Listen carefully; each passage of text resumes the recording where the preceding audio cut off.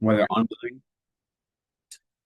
whether online or in person, we can let ourselves settle into the space as community, recognizing that we've come together to study the teachings of the Buddha, not simply for our own benefit, but so that we might benefit others as well. And so as we set aside our worldly concerns for the moment, our worldly activities, we can set a very strong motivation. And the reason we've come together today to study the Dharma, to study our mind, is not simply for our own benefit, though we do experience benefit in our lives. But no, the real reason is so that we might be of more benefit to others, that we might make our life meaningful through service to other sentient beings, to help relieve the suffering of other sentient beings. By working on our own minds, by improving our own lives, by bringing ourselves closer to Buddhahood, that allows us greater resources to be of service to others. And so this is the ultimate motivation for our coming together, for our study, for our practice, for our meditation. So set that strong motivation before we begin.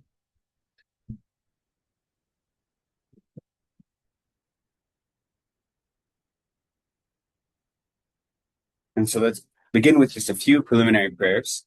So in the Gold Prayer Book, on page 34, we'll offer refuge and bodhicitta prayer 3 times in Tibetan, then once in English, and then we'll continue in English.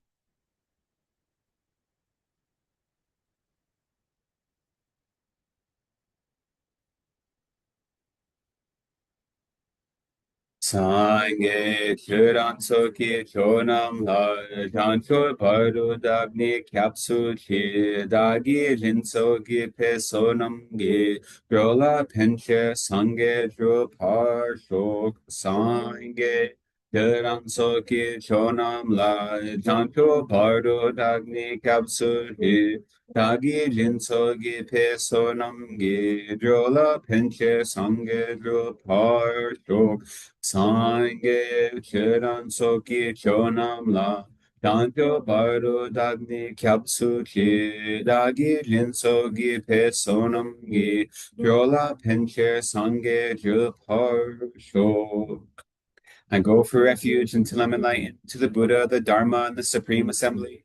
By my practice of giving and other perfections, may I become a Buddha to benefit all sentient beings. May all sentient beings have happiness and the causes of happiness. May all sentient beings be free from suffering and the causes of suffering. May all sentient beings be inseparable from the happiness that is free from suffering. May all sentient beings abide in equanimity, free from attachment for friends and hatred for enemies. May all sentient beings have happiness and the causes of happiness. May all sentient beings be free from suffering and the causes of suffering. May all sentient beings be inseparable from the happiness that is free from suffering. May all sentient beings abide in equanimity, free from attachment for friends and hatred for enemies. May all sentient beings have happiness and the causes of happiness. May all sentient beings be free from suffering and the causes of suffering. May all sentient beings be inseparable from the happiness that is free from suffering. May all sentient beings abide in equanimity, free from attachment for friends and hatred for enemies. Reverently I prostrate with my body, speech, and mind. I present clouds of every type of offering, actual and imagined. I declare all my negative actions accumulated since beginningless time, and rejoice in the merit of all holy and ordinary beings. Please remain until the end of cyclic existence and turn the wheel of Dharma for living beings. I dedicate my own merits and those of all others to the great enlightenment. So we'll offer mandala offering, short mandala offering.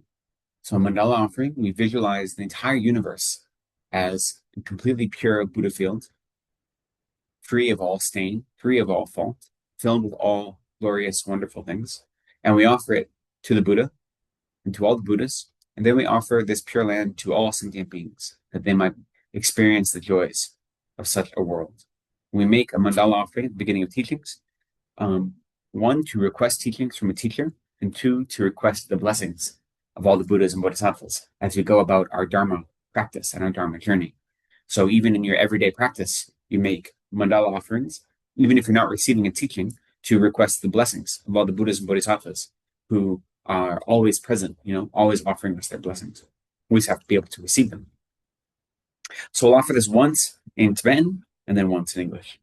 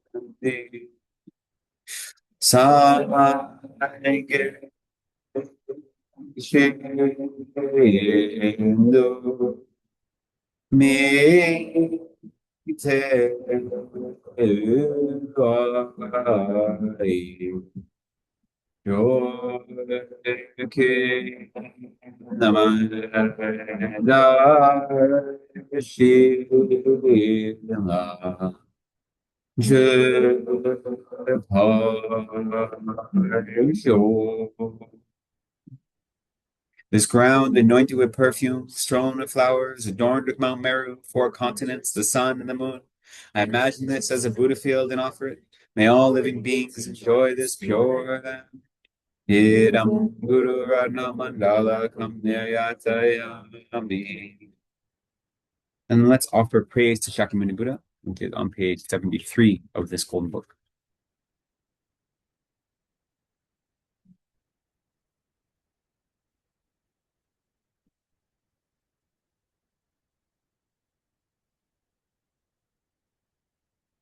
To the founder, the endowed, transcendent destroyer, the one gone beyond, the foe destroyer, the completely perfected, fully awakened being, perfect in knowledge and in good conduct, Sugata, knower of the world, supreme guide of human beings to be tamed, teacher of gods and human beings. To you, the completely and fully awakened one, the endowed, transcendent destroyer, the glorious conqueror, the subduer from the Shakti clan, I prostrate and make offerings and go for refuge. To the founder, the endowed, transcendent destroyer, the one gone beyond, the foe destroyer, the completely perfected, fully awakened being, perfect in knowledge and in good conduct, Sugata, knower of the world, supreme guide of human beings to be tamed, teacher of gods and human beings. To you, the completely and fully awakened one, the endowed, transcendent destroyer, the glorious conqueror, the subduer from the Shakya clan, I prostrate, make offerings, and go for refuge. To the founder, the endowed, transcendent destroyer, the one gone beyond, the foe destroyer, the completely perfected, fully awakened being, perfect in knowledge and in good conduct, Sugata, knower of the world, supreme guide of human beings to be attained, teacher of gods and human beings. To you, the completely and fully awakened one, the endowed, transcendent destroyer, the glorious conqueror, the subduer from the Shakya clan, I prostrate, make offerings, and go for refuge. When, O supreme amongst humans, you were born on this earth, you paced out 7 strides and then said, I am supreme in this world. To you who are wise then, I prostrate. With pure bodies, form supremely pure, wisdom ocean like a golden mountain, fame that blazes in the 3 worlds, winner of the best, Lord, to you I prostrate. With supreme signs, face like spotless moon, color like gold, to you I prostrate. Dust free like you, the 3 worlds are not. Incomparably wise one, to you I prostrate. The Savior having great compassion, the Founder having all understanding, the field of merit with qualities like a vast ocean. To you, the one gone to thusness, I prostrate. The purity that frees one from attachment, the virtue that frees one from the lower realms, the one path to sublime pure reality, to the Dharma that pacifies, I prostrate. Those who are liberated and who also show the path to liberation, the holy field qualified with realizations, who are devoted to the moral precepts. To you, the sublime community intending virtue, I prostrate. Homage to the Supreme Buddha, homage to the Dharma refuge, homage to the great Sangha, to all 3 ever devout, homage. To all worthy of respect, bound with bodies as many as all realms, atoms in all aspects, with supreme faith I pay homage. Do not commit any non-virtuous actions, perform only perfect virtuous actions. Subdue your mind thoroughly. This is the teaching of the Buddha. A star, visual aberration, a flame of a lamp, an illusion, a drop of dew or a bubble, a dream, a flash of lightning, a cloud, see conditioned things as such. Through these merits may sentient beings attain the rank of all seeing, subdue the foe of faults, and be delivered from samsara's ocean, perturbed by the waves of aging, sickness, and death. Great. Thank you so much.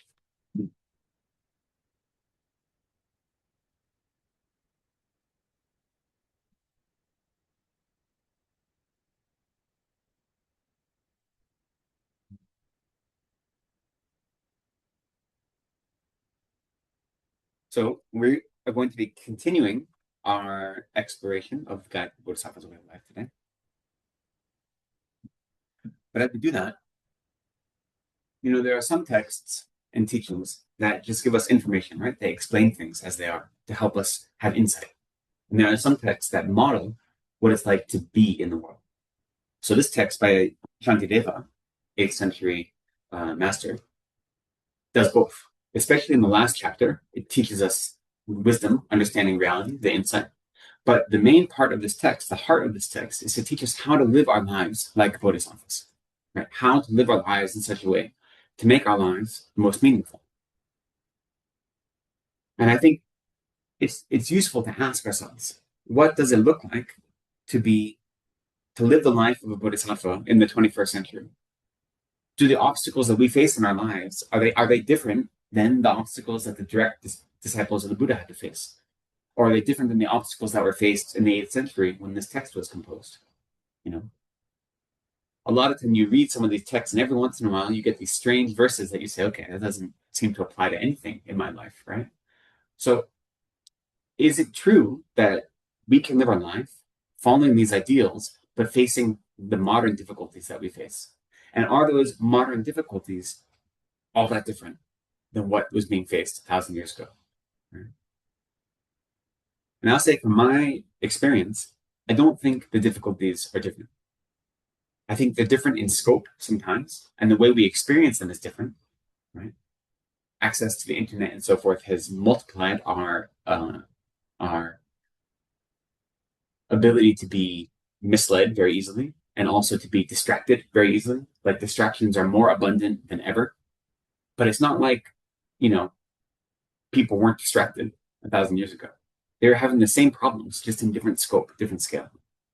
And so I think that the Dharma encompasses everything that we need to know. So, of course, to be a 21st century Buddhist, that's a phrase that His Holiness Dalai Lama uses a lot. And he uses it in reference to saying that there are contemporary teachings and studies, such as contemporary science and physics and these things, that we should not ignore. And that even though we're following a spiritual path, we have things to learn from other disciplines, right? And so if contemporary science or physics has something to offer us, we should use it and incorporate it into our spiritual life.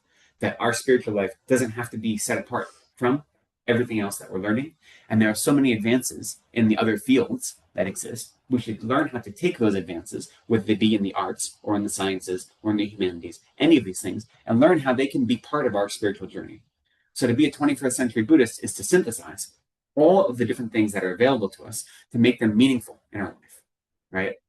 To realize that our lives aren't the same as they were 2,500 years ago at the time of Shakyamuni Buddha.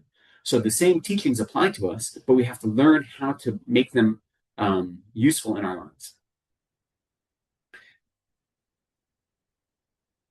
I think the teachings of the Buddha address all of our anxieties and address all of our obstacles, all of our difficulties. Right?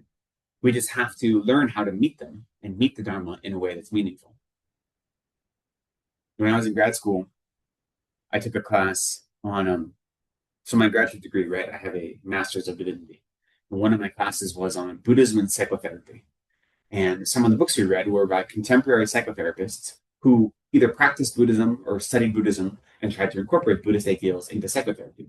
But they're coming at it from the side of a psychotherapist. And they said sometimes Buddhism doesn't quite fit what is needed for contemporary minds. And so the Dharma has to change to meet the minds of the 21st century practitioners. And I think that's totally backwards. I think that's misunderstanding the Dharma. Now, I think that those books, for the audience they were aiming at, were very useful, right? They weren't aimed at Buddhist audiences per se. They were aimed at general audiences to learn how to incorporate Buddhist ideas. So in that case, I'm not saying anything bad about those particular books. But as someone who's a Buddhist, the idea that the Dharma has to change to meet our minds, I think is quite silly. The Dharma has everything we need. It has all the tools we need. We just have to learn how to apply them to our lives. In the same way, when you read a lot of the text, almost all the teachings of the Buddha, whether his direct teachings or the commentaries, are directed at an audience of monks. Not entirely, but almost entirely. And so no one in this room except for me fits that audience, right? So there is always a little bit of translation you have to do to say, okay, what is the Buddha saying here? Or what are these teachings saying? And I'm not a monk, but this still applies to me in what ways, right? So we always have to find a way to make the teachings fit our needs in that way. But we're not changing the Dharma. The Dharma isn't malleable. Excuse me, we're not modifying the Dharma. We're recognizing that the Dharma itself is so all-encompassing. It has the answers we need. We just have to find them. Right? So much of our study and our practice is about inner revolution. That's what the Dharma offers us, an inner revolution, a way out of the suffering of samsara to the perfect state of Buddhahood. And sometimes, especially thinking what it means to live in the 21st century when things are so difficult socially and politically, that inner revolution seems at odds with wanting to engage in social activism, political activism, environmental activism, and so forth. Right? And so for me, it's understandable that we have the question, is the Dharma enough? And is my practice of the Dharma enough? Because sometimes it can feel like it's not, right? It can feel like I'm doing everything I'm supposed to do with the Dharma, and there's so much misery in the world. How am I not able to do more? And is the Dharma able to address things like global climate change or like severe wealth inequality and these kind of things? And if my focus is on this inner revolution, that I'm going to become a Buddha, right? How is that allowing me to then go help when there are others who need me, right? Or is it just me focusing on myself? Is it ultimately a selfish thing? Even though I say it's for the benefit of all sentient beings, am I really being selfish? Or is the Dharma empowering me to help others in meaningful ways in this life? Not just in the big picture, but in the small picture as well. I think those are useful things to think about. And I think the answer, of course, to is the Dharma enough is yes. But we have to understand how does the Dharma be part of every part of our lives. That's the important thing. The Dharma isn't something we do only when we're studying, only when we're meditating, only when we come to a Dharma center, right? The Dharma is teaching us how to live our lives in a meaningful way. So it's something we bring with us in all of our activities, whether that activity involves protesting or engaging in social activism, political activism, environmental activism, whether it involves going to work and doing a mundane job so you can earn enough money to provide for your family, whatever it involves us doing, whether going to school, whatever it may be, all of those things can be infused with the Dharma. And so our practice of the Dharma has to recognize how incredibly expansive the Dharma is. And by doing that, then our whole lives become Dharma. Atisha said very clearly, he says that there are many different ways to practice the Dharma. As long as your intention is correct, then that is enough. So we have to say, what is our intention? How are we grounding ourselves in this practice? The Buddha taught in terms of engaging with his teachings, he said there are three types of students, right, called the three wheels of engagement, Khor Sum Ling. In that there are some students who their primary way of engaging with Dharma is through study and contemplation. There are other students whose primary way of engaging with Dharma is through meditation and through personal meditative practice. And there are other students whose primary way of engaging is through offering service of some sort. And we can see in our lives, all three of those play a part in how we engage with Dharma. We may be leaning towards one or the other, but we pull a little bit from all three. We have study, we have meditation, and we have service or action. Right? And so in our lives, we can say, what is the way that I can engage the Dharma most meaningfully to make sure the Dharma is part of everything I do? And it may not look the same as my Dharma siblings. It may be different. But as long as my motivation, my intention is correct, then I'm on the right path. And so what is the intention that we're trying to develop? So in short, our intention is bodhicitta, is the wish to benefit all sentient beings, to become a Buddha in order to eliminate the suffering of all sentient beings. Recognizing that the only way I can be of ultimate benefit is by myself perfecting my mind. And so becoming a Buddha myself. And then along the way, working to benefit others in both a worldly sense and a supramundane sense. And so a text like this is offering us an opportunity to see how we can bring that ideal into our everyday life. And so when you read a text like Shantideva, it's going to seem impossible. There are things in this text that will seem impossible to practice in our everyday lives, right? Especially when you get to the chapter on patience and about how to overcome anger. There are some things that he advises that a Bodhisattva would do that are very difficult to do. Most of our texts expect, or they show us what it is like to live an idealized life. That may not be where we are right now, but that is what we're aiming for. So when I read a text like this, I don't despair that I'm not able to live up to its expectations. Instead, I look at it as an opportunity for hope, as an opportunity to say, this is possible. This is a path that I can practice. And as long as I'm doing my best to live these teachings in the most meaningful way I can, then I'm going to get there. We're moving in the right direction. So these texts are aspirational and instructive, right? They're not chastising us for not doing good enough. That's not the point. If you read these texts and you say, oh, I'm such a bad practitioner, I'm useless, then that's not very useful for most of us, right? That's not a useful type of motivation. So if we can learn how to make bodhicitta, especially the wish to dedicate all of our activities towards helping others, if we can make that our primary motivation, then everything we do becomes Dharma. So this text is teaching us how to do that, or it's helping us. And so we focus on bodhicitta, on compassion, and then in relationship to that, renunciation. So, compassion is the wish to eliminate the suffering of others, right? And I think of renunciation as self-compassion. These days, if you go to any kind of self-help thing, they also support you need self-compassion first, and then you can have compassion for others. In Buddhism, we actually kind of say the same thing. If compassion is the wish for others to be free from suffering, then when you aim that at yourself, that's renunciation. And before you can develop great compassion, you have to develop renunciation.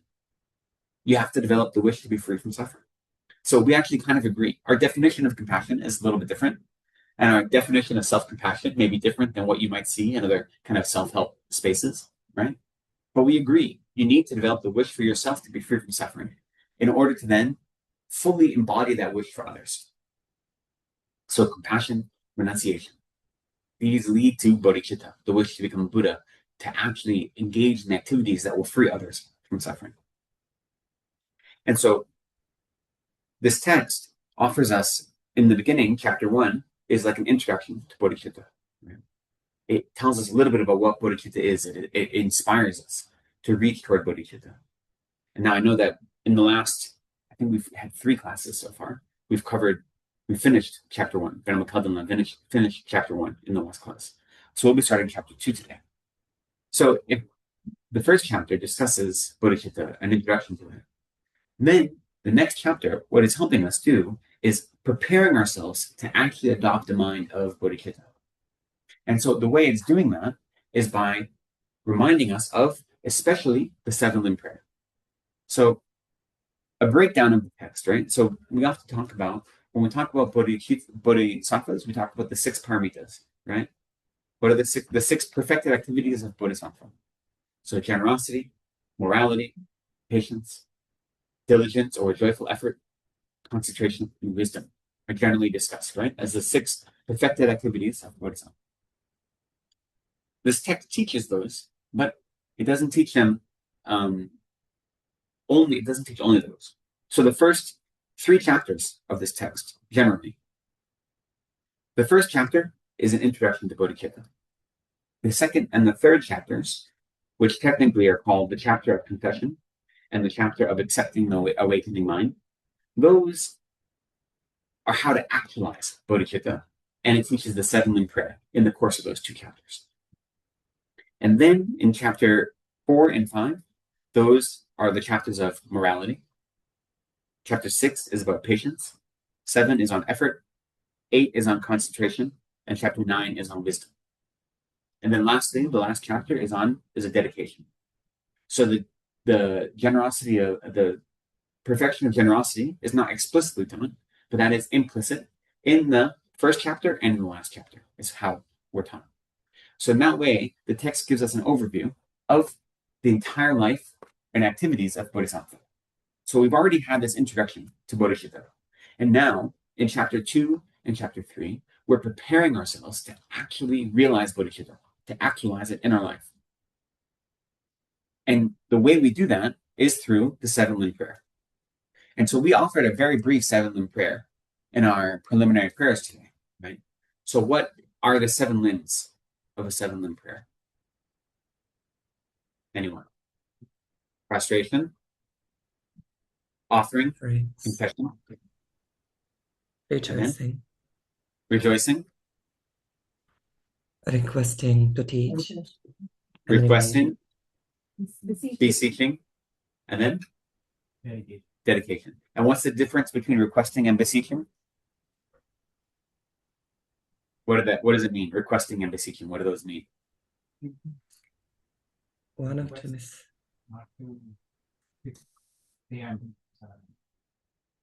requesting our teachers to remain in samsara, and then keep turning the wheel of Dharma. Right? So requesting and beseeching kind of go together. One is we request our teachers to continue to stay in samsara, and we beseech them to continue to teach. So those are the 7 limbs. And by practicing those 7 limbs, that is preparing our minds to fully embrace the awakening mind, the mind of bodhicitta. Right? And so in the next chapters of this text, what we're doing is we are learning how to prepare ourselves to actually generate a mind of bodhicitta completely. And so we are recognizing that you can't just, it's not quite so easy as to say, well, I wish I become Buddha to benefit all sentient beings. We can say that, we can have that aspiration, but to actually generate this mind and let it infuse all of our activities, we have to go about it in a kind of systematic way. And so the 7 limbs offer that. What the 7 limbs also offer us is a way to organize all of our practice, that every one of our practices can become a complete practice. Right? So if we strive in any of our Dharma, explicit Dharma activities to include all 7 of those limbs, it makes the practice complete. So even when you're doing your morning meditation, if you offer a 7-limb prayer and spend a few moments actually doing prostrations, making mental offerings, then after you do doing a confession, and then after your practice, rejoicing in the practice, rejoicing in the merit you've accumulated, requesting and beseeching, and then dedicating, then your 15-minute meditation becomes a fully complete practice that's preparing your mind not just to engage in whatever your meditation was, if it's a simple meditation on mindfulness or whatever it may be, but it's making it fully complete in all aspects. So the 7-limb prayer, or the 7 limbs, are important. A 7-limb prayer is just a way to include all those in one prayer. So the 7-limb prayer we offered is very concise. It's 7 lines. There are other 7-limb prayers that are, dozens of verses long, right? So in this chapter, we're going to be studying, it's called the chapter of confessing wrongdoings, the chapter of confession. But it's actually going through the first 3 limbs of the 7-limb practice. So it's not quite in order. It first starts with the limb of offering, and then it is the limb of prostration and the limb of confession. Those are all included in this chapter, in chapter 2. And mixed with that, so we'll go through it as we go through the verses, and we'll go through some of the verses quite quickly. A lot of the offering verses, there's not a lot of commentary needed on them. But mixed in with learning the 7-limb prayer, there are teachings on death and impermanence. There are teachings on the sufferings, the lower realms, and there are teachings on refuge, right? Which are all critical to understanding how we free ourselves from samsara. Right? So if we want to confess the negative actions we've done in this life, we have to first understand what those negative actions are. So there's also an understanding of the 10 non-virtuous activities and where they come from, the fundamental ignorance that causes us to engage in harmful activities. And then from that, we have to understand what are the consequences of those activities. Why should we confess them in the first place? And so that is understanding the different types of suffering in samsara. And then there are teachings on death and impermanence to remind us why it's important to practice now in this life while we have this opportunity. And then based on that, we develop a mind of refuge that goes to the Buddha, Dharma, and Sangha and sees them as the source of freedom from suffering. So that's all included in these first 3 limbs. And so those who have been here before and studied Lamrim, we know those are the introductory topics of Lamrim as well, right? The stages of the path to enlightenment. So you see that even in the 7-limb practice, we incorporate all these other teachings as well. Now, there's no explicit teaching, at least in this text, on the perfect human rebirth, but that is kind of included subtly or unspoken, right? We say shukla, indirectly included when you're talking about death and impermanence. So as we go through these verses, I imagine, well, I don't know, these famous last words, I imagine we'll go through this chapter quite quickly. At least the first half of it is doesn't involve a lot of commentary. But you'll see, we'll talk about these different aspects, right? And how some of it is teaching definite permanence and the importance of that. Some of it is teaching about the importance of refuge, what motivates us to go for refuge, and so forth. So those are all going to come up. But as we go through, feel free to interrupt with questions at any time. And there'll be time for questions at the end. And hopefully there'll be time for meditation as well. That's the goal. So we'll see. I always have that intention on every Sunday morning, and it doesn't always work out that way. So we'll see. We'll try.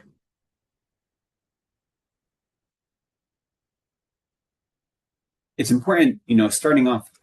So what does our translation call it? It says the confession of what? The disclosure. So the chapter title, at least we all have the same version here. This is the Stephen Batchelor translation we're using. For me, the chapter title says the disclosure of wrongdoing. But then the heading, look at the heading, it says the disclosure of evil. So clearly someone in the editing process changed that. I'm sure that the word is dikpa in Tibetan, which sometimes is translated as sin, sometimes as evil, sometimes as wrongdoing. It really just means a negative action, right? And the word evil, the word sin, has so many other connotations that I don't like using it in my translation. I think wrongdoing is much more appropriate. What's important to recognize about confession and why we confess is that it's not to make us, it's not about feeling guilty. Right? Confessing isn't about recognizing how awful we are. Confessing is about recognizing that as samsaric beings, our lives are pervaded with ignorance that cause us to constantly seek out suffering and label it happiness. Right? Our own actions, our own minds are constantly causing us more and more suffering. And what confession does is it lays that bare. Yes, we confess to the Buddhas and Bodhisattvas, but more important, we're confessing to ourselves. We're recognizing that a lot of my suffering that I experience, or really all of my suffering that I experience, comes from me. Yes, there are external circumstances that precipitate some of my experience of suffering. That's 100% true. But ultimately, the most significant suffering I experience comes from my mind, which I've created for myself. And it's also the ripening of karma I've created in the past. And so the act of confession is a way for us to remind ourselves of that and to look forward. It isn't about looking backwards and feeling guilty. It's about saying, yes, I've done these things in the past. Now that I confess them, I recognize them, I can recognize that I'm not going to do them in the future, right? So confession is really about looking forward, about propelling ourselves toward virtue and away from non-virtue. It's about how do we live a life wholeheartedly, and we don't live a life where we make the same mistakes over and over again. So at least for those, for someone like me who's grown up in a Christian environment, the idea of confession, it has this like heavy guilt feeling. You confess because you're a bad person. Yes, you did bad things, but those bad things are representative of you being a bad person. So that's what you have to confess. And that is not at all true in our understanding of confession. So if any of you have that kind of baggage, that's not what we're talking about. Okay. We confess not because we're bad people, but because we've made mistakes and we don't want to continue making those mistakes. Which is why the disclosure of evil is a little bit of a very dramatic way to discuss it.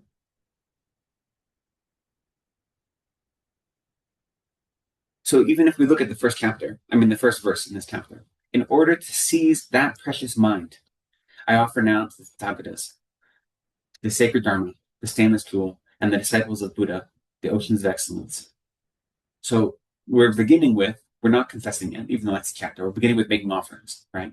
But the first line, in order to seize that precious mind means the mind of awakening, the mind of Bodhisattva that we talked about in the first chapter, that was already introduced. So this is reminding us that our entire practice is based on developing a mind of Bodhisattva, because once we've developed that mind, then every single activity we do is a Dharma activity that is bringing us closer to Buddhahood. Right? And so I don't make offerings just to the Buddha. Here it says to the Tathagatas, right? Those thus gone. But I also make offerings to the Dharma, which is the actual refuge, right? And I make offerings to the Sangha. So here, the disciples of the Buddha. So when we make offerings, we're making offerings to all three jewels, right? The three jewels of refuge, the Buddha and the Dharma and the Sangha. The one who gives us instruction and diagnosis our difficulties, the actual remedy to our obstacles and to our suffering, and those who help us on the path, who show us the way. And so, in that way, the Buddha, we say, Buddhas, not just Shakyamuni Buddha, but all the Buddhas, they have completed all realizations, and they have abandoned all defilements and all obscurations.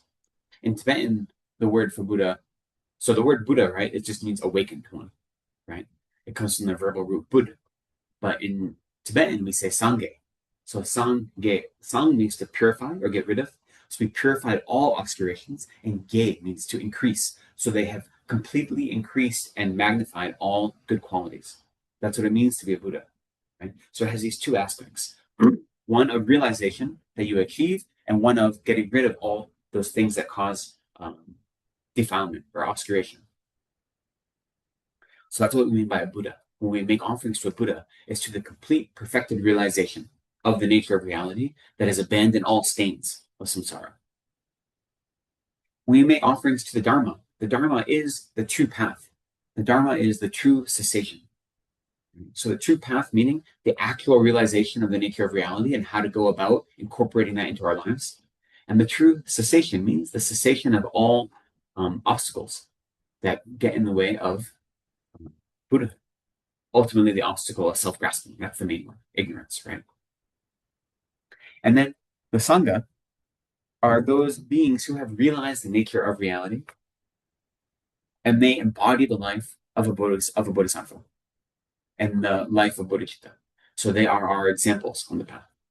So when we make offerings, whether they're mental offerings or physical offerings, we're making them to the Buddhas.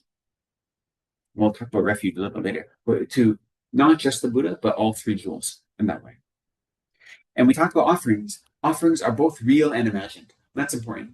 We make offerings dependent upon our circumstances. So if you have the fiscal circumstances to make physical offerings, then that's great. But as we go through these verses, you'll see the offerings that are made are also things that you can't physically offer. You offer the beauty of world systems. We offered a mandala in the beginning. The mandala offering is, I'm offering you the entire world system that I've purified through my prayer into a perfect, pure realm. That's not something I can buy, even if I had the money to do it, right? So offerings are about engaging in offering is about removing all selfishness from our mind, recognizing the respect of the objects of offering, and creating the habit or the proclivity that avoids miserliness, avoids self-cherishing, and is recognizing the benefit of others. So that's what we do when we offer. So even when you're offering things that are impossible or things you don't have, things you've imagined, it's still aligning your mind in that way towards cherishing others more than yourself. So that's why offering is important.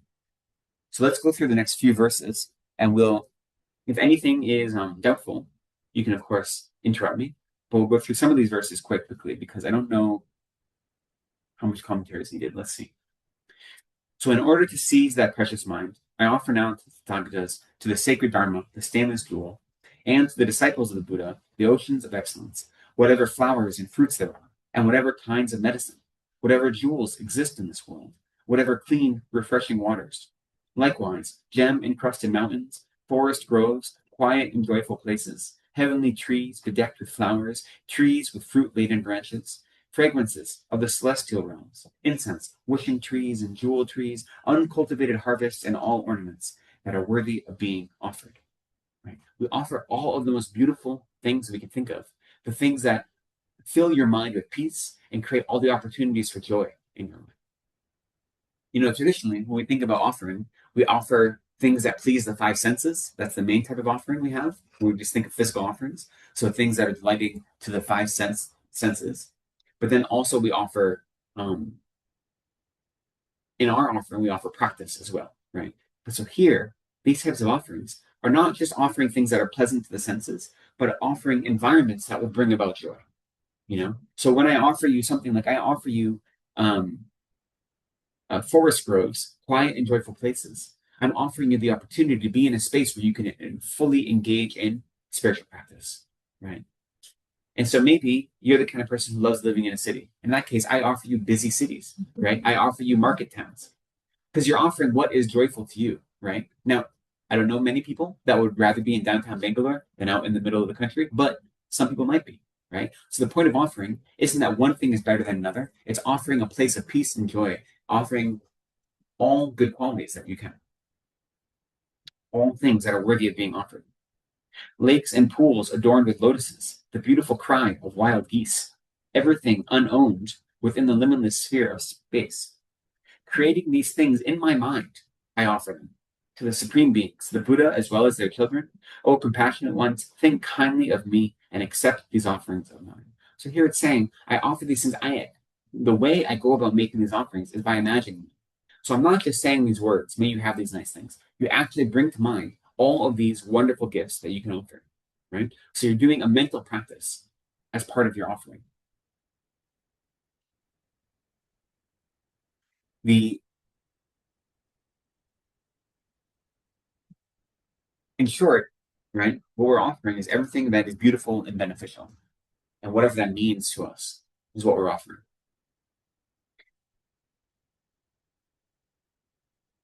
Having no merit, I am destitute, and I have no other gifts to offer. O protectors, you who think of helping others, by your power, accept these for my sake. So this is saying, look, I don't have the fiscal means to offer you actual physical things because I am destitute of merit, because in the past I have engaged in harmful actions.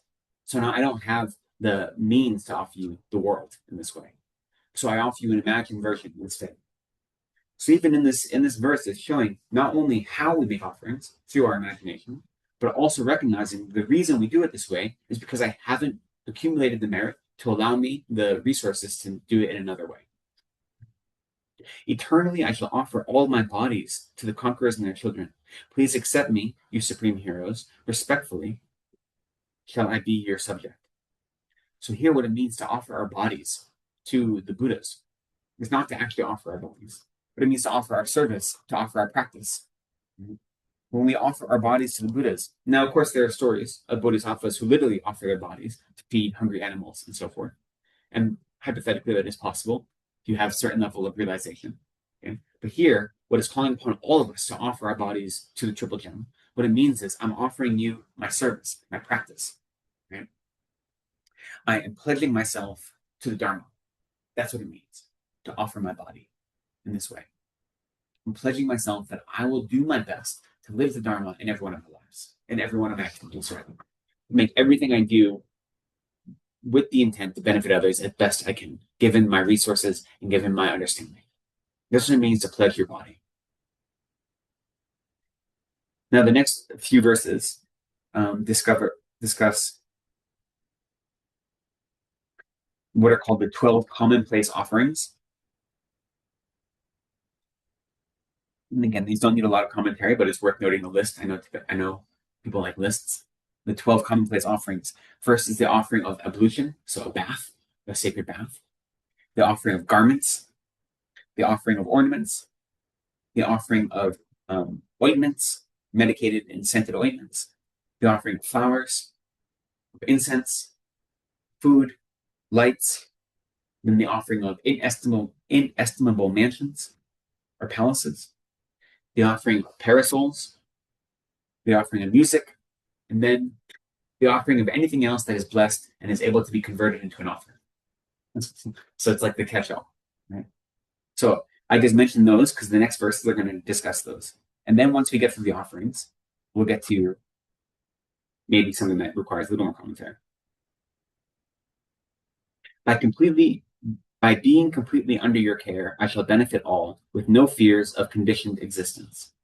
That's actually important to think about. So by being completely under your care, what does that mean? It doesn't mean the Buddhas do the work for us. It means that the Buddhas have given us the teachings of how to live a meaningful life. And due to their guidance and their instruction and their example, that's what it means to be under their care, right? I look at how the Buddhas live their lives. I look at the examples that are taught in a book or in a teaching like the Bodhisattva, and that is what it means to be under their care. Okay. And so by being under your care, I will benefit all with no fears of conditioned existence. So conditioned existence being samsara. We say, Samsara is itself the nature of suffering, right? But I won't be afraid of samsara because I know that I have the triple gem as a source of refuge. I have the Buddhist teachings, and I have the Buddha and the Sangha as the examples. Because of that, I don't actually have to fear because I'm leading a life that is following the teachings of what it means to be a good person.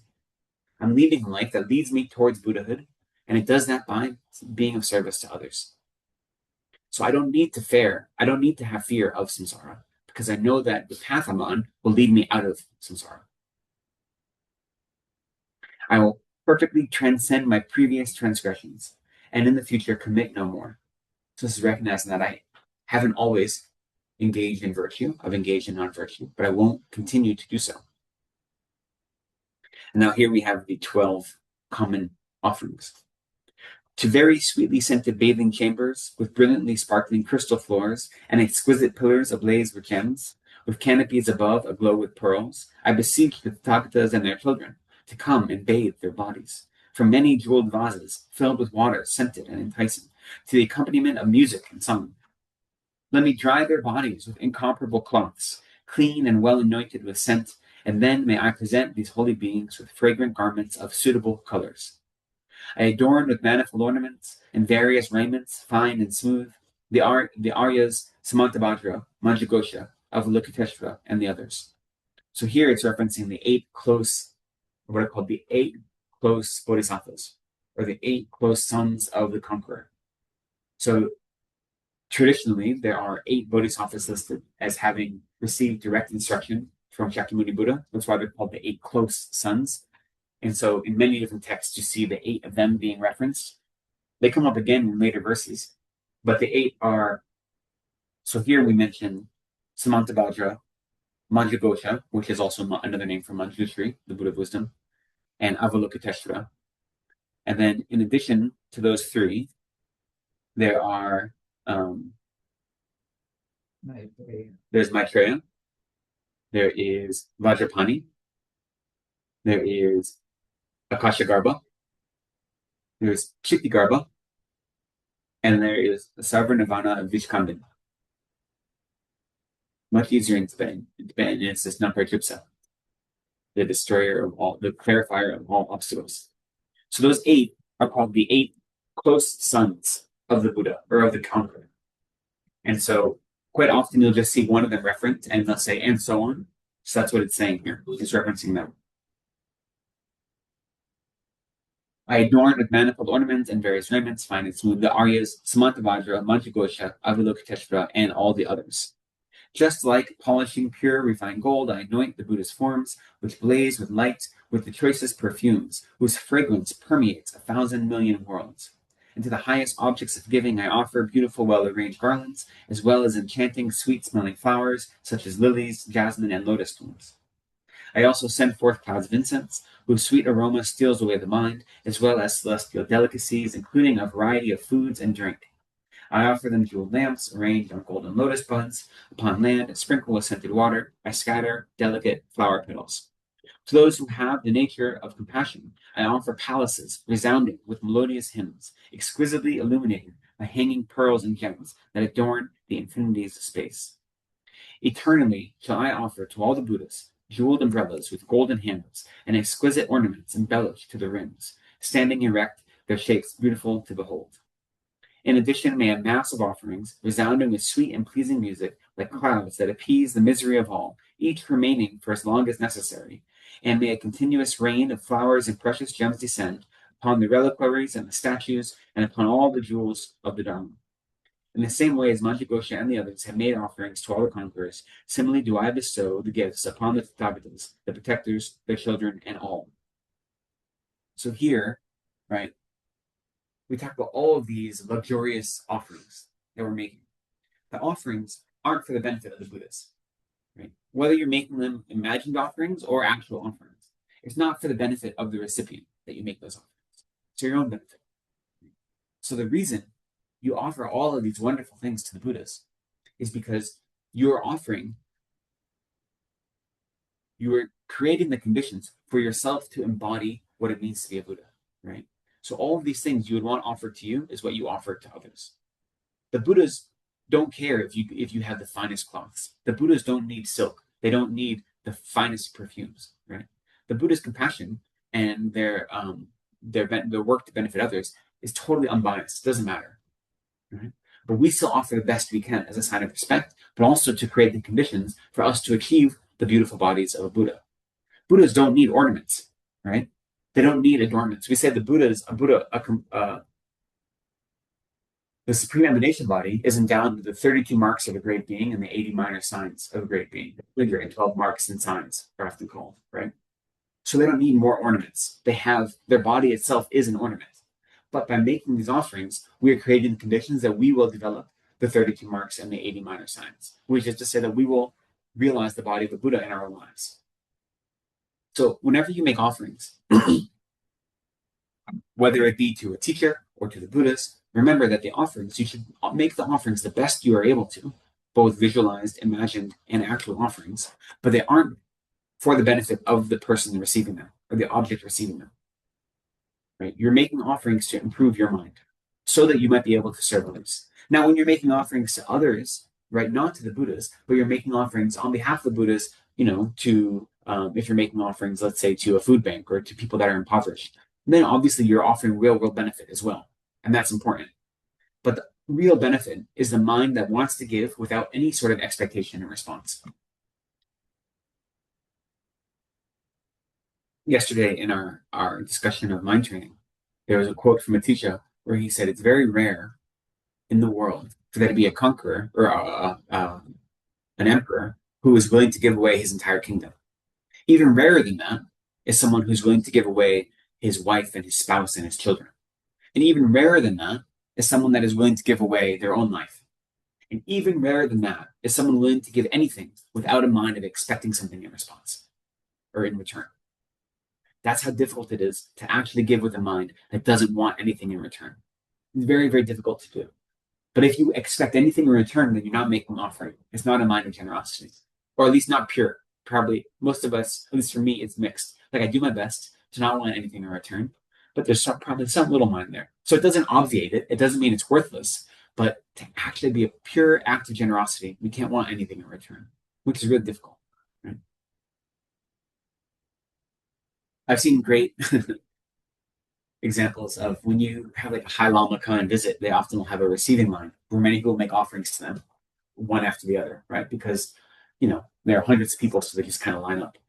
And I've seen people give offerings to both. I've seen this happen both to Khedr Lama's Rinpoche as well as to Kusho Shodan Rinpoche, where someone makes an offering to them.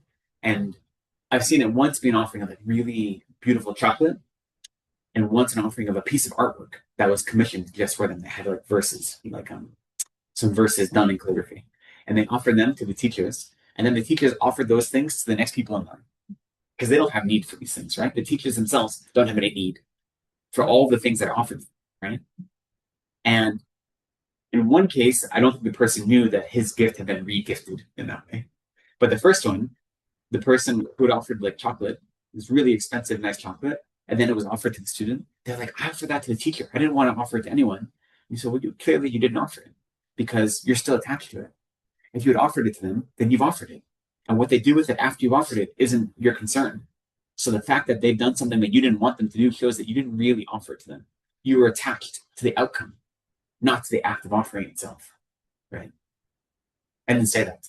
It was not the appropriate time or place to say that, but that was clear what was happening, right? So when you make an offering, you're not doing it to fulfill your own selfish needs. And especially when you're making an offering to a teacher or to a Buddha or to a Dharma center, you're not doing it just to meet their material needs. You're doing it without any sense of or any expectation to get something in return, without any attachment to the offering, but you're doing it to help overcome your own mind of misery and to make sure that those that you have respect for have everything they need to make their life pleasurable and joyful. Right? But again, the most important offering we can do, at least for our teachers, is offering service, offering practice. Right? Our study, our meditation, our engaging the Dharma in a meaningful way. That's the most meaningful offering we can do.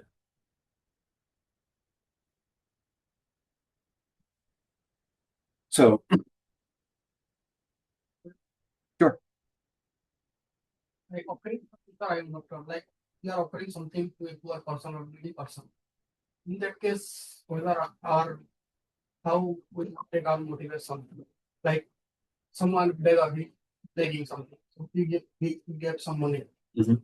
So we need to ensure he is using that money for his own self, like eating or something, or he should not be using that for drugs or something. So in that case, motivation is also means what we are doing with our offering. We also will be.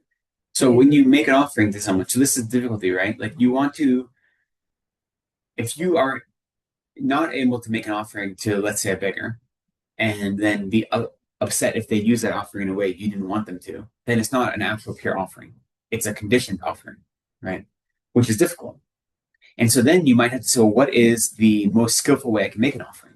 So maybe just giving cash to beggars isn't the most skillful way I can make an offering because they might use that to engage in further harmful activities. But maybe I can make an offering to an organization that provides food for people that are hungry and needy. And that type of offering maybe is more in line with what I want, right? So we have to try to be skillful. But ultimately, if you give money to a beggar and then they don't use that money for what you want, then you're not actually making, you may be giving them money, but you're not giving the mind of generosity. It's conditioned. So you have to be able to find how to do that in a meaningful way, right? And it depends on the circumstances, the people you're around, and what your resources are. But it's hard. It's also, though, it's easy to make an excuse too. Say, well, they're not going to use it in a way that's actually helpful to them. So therefore, I'm not going to give them anything at all. And then that just becomes an excuse you use over and over again. Yeah. You see a lot, even at our monastery, we have beggars that come throughout the monastery. So at Sarah Monastery is about 1 kilometer square. There's about 5,000 monks total between Sarah and Sarah May. It's one combined campus. And it's in the middle of a bunch of rural towns, right? And so there's always beggars that come through. And we say technically to beg from monks is like not good karma. Like it's not good to beg from monks or nuns for that matter, right? Because monks and nuns themselves are hypothetically entering into homelessness, quote unquote. That's what it means to be a monk or a nun. We're living off the kindness of others. So to take anything from a monk or nun to beg it is just not a good scene. You shouldn't do it, right? So then there are some monks who, when there are beggars around, they're like, I'm not going to give them anything because it's negative. It's a negative action. They beg from monks. And you're like, well, they don't know that. They're hungry. Like they need something. They need food, you know? So like that's just an excuse you say to yourself because you don't want to give them money, right? Though it does get difficult. There's one woman who comes to our house like almost every day, and she just like comes to our house, just like opens the door and comes in and just yells until someone comes and gives her money. And my teacher just gives her money every time, you know? And he's like, I can give her 20 rupees every day. Like that's something I can do. So the sense of personal space is something that isn't always there. And you can say, well, yes, you're enabling her, but also she's hungry. Like if she didn't need this money, she wouldn't be doing this, right? So what can I do that is the most skillful thing in this situation? Sometimes that's giving money. Sometimes it's not giving money. So you have to use your wisdom along with your compassion to say, what is the most skillful I can be, right? And make sure that you're not just making excuses for your own miserliness, which is what I'm really good at. Saying, oh, if I give you money today, I'm going to have to give you money tomorrow. And if I give you money tomorrow, I have to give you money the next day. And I can't do it infinitely. So therefore, I won't ever do it. Well, that's not really a logical way to go about things, right? That's just me being miserly. So being skillful is important, but also not making excuses for ourselves, also important, right? And not just without making offering, but for anything we do. It's very easy to make excuses to say, well, this is too difficult, therefore I'm not going to do it, right? And to look at things in a black and white way. And if anything, the Dharma tells us that it's not black and white. That our journey to become Buddhist, our journey to be free from samsara is a long journey. And as long as we're moving in the right direction, as long as we're pointed towards Buddhahood, focused on helping others and relieving the suffering of others by slowly getting rid of our own self-cherishing minds and getting rid of the ignorance that grasped onto the self as if it truly existed. As long as we're doing that piece by piece, a little bit at a time, we're moving in the right direction. And so it's not going to be black and white. It's not like we flip a switch and it's all done. It's a matter of doing things slowly, incrementally. Always pushing ourselves to make sure that we're not becoming lazy, but not going so hard that we get burned out or tired or say it's worthless. Right? So we have to have a kindness for ourselves that is also motivating ourselves to work a little harder every day. So that is the section of this chapter that is exploring offering. Now here, offering is made before prostrations. And the reason for that, I think, is really because when we talk about prostrations, he wants to then talk about the object of our prostrations, which are the Buddha, Dharma, and Sangha, which are the objects of refuge. And so that ties into the fear of the lower realms, and that ties into confessing negative actions, which have caused you to be reborn in the lower realms, and that ties into confessing negative actions. So just thematically, I think that's the reason they're in a reverse order.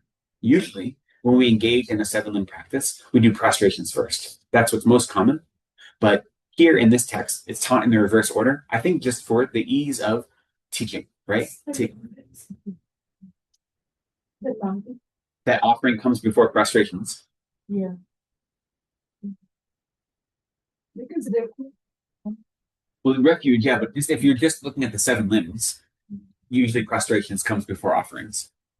Prostrations is usually first, right? But if you want to then incorporate the other long-term topics, then you kind of readjust things. So it's like that. I mean, the seven limbs are a complete practice. We don't have to do them in order. If we look at the Tsongkhapa Guru Yoga, the Gandalan Gema, we don't recite that here that often, but it's a very common praise that's recited. It's praise to Tsongkhapa. And that itself is a seven-limb practice. It includes all of the seven limbs. But the first verse is actually the beseeching verse, requesting the teachings, because it's focused on Tsongkhapa, the founder of the Gyalten lineage. And so it takes the verse requesting him to teach and puts that first, and then it goes through the other limbs. So it's possible to rearrange them. Anyway, it's not black and white in that way. Even when things are black and white, there's always mixed. Yeah. Seeing this offering here, the inner mandala in some places, I think the other FPMD here will also have it. And there the verses read, I offer the objects of my attachment, ignorance. And I know here in this text and generally we offer things that are beautiful. But in that verse, when we say objects of attachment, aversion, it seems like some of those may be not really, maybe tainted or unclean in some way. So I was wondering about that and how good of an offering and why was that recommended in the prayer? Yeah. So the inner offering in that way, it depends on how you interpret it and what practice you're part of. It can be part of Tantra, where it's looking at the non-duality of things. But when you're looking at the inner offering or the inner mandala in that way, all the objects of my attachment, my aversion, and my ignorance, these are essentially all external phenomena. So what are the objects of your attachment? Are all the beautiful things that you're attached to, right? So by offering the objects of your attachment, you're recognizing that you have a relationship with phenomena that is mediated by, right? So the attachment, aversion, and ignorance are the three poisons, right? That cause us to circle in samsara over and over again, right? So we say that most of our relationships with other beings and with the external world are mediated by those three. Whether we are attracted to something through our attachment or our desire, we have aversion towards it due to our hatred or our hatred or aversion, or due to our ignorance, we have like a misunderstanding of the nature of things, right? So what that's really saying is my experience of reality is mediated by those three things.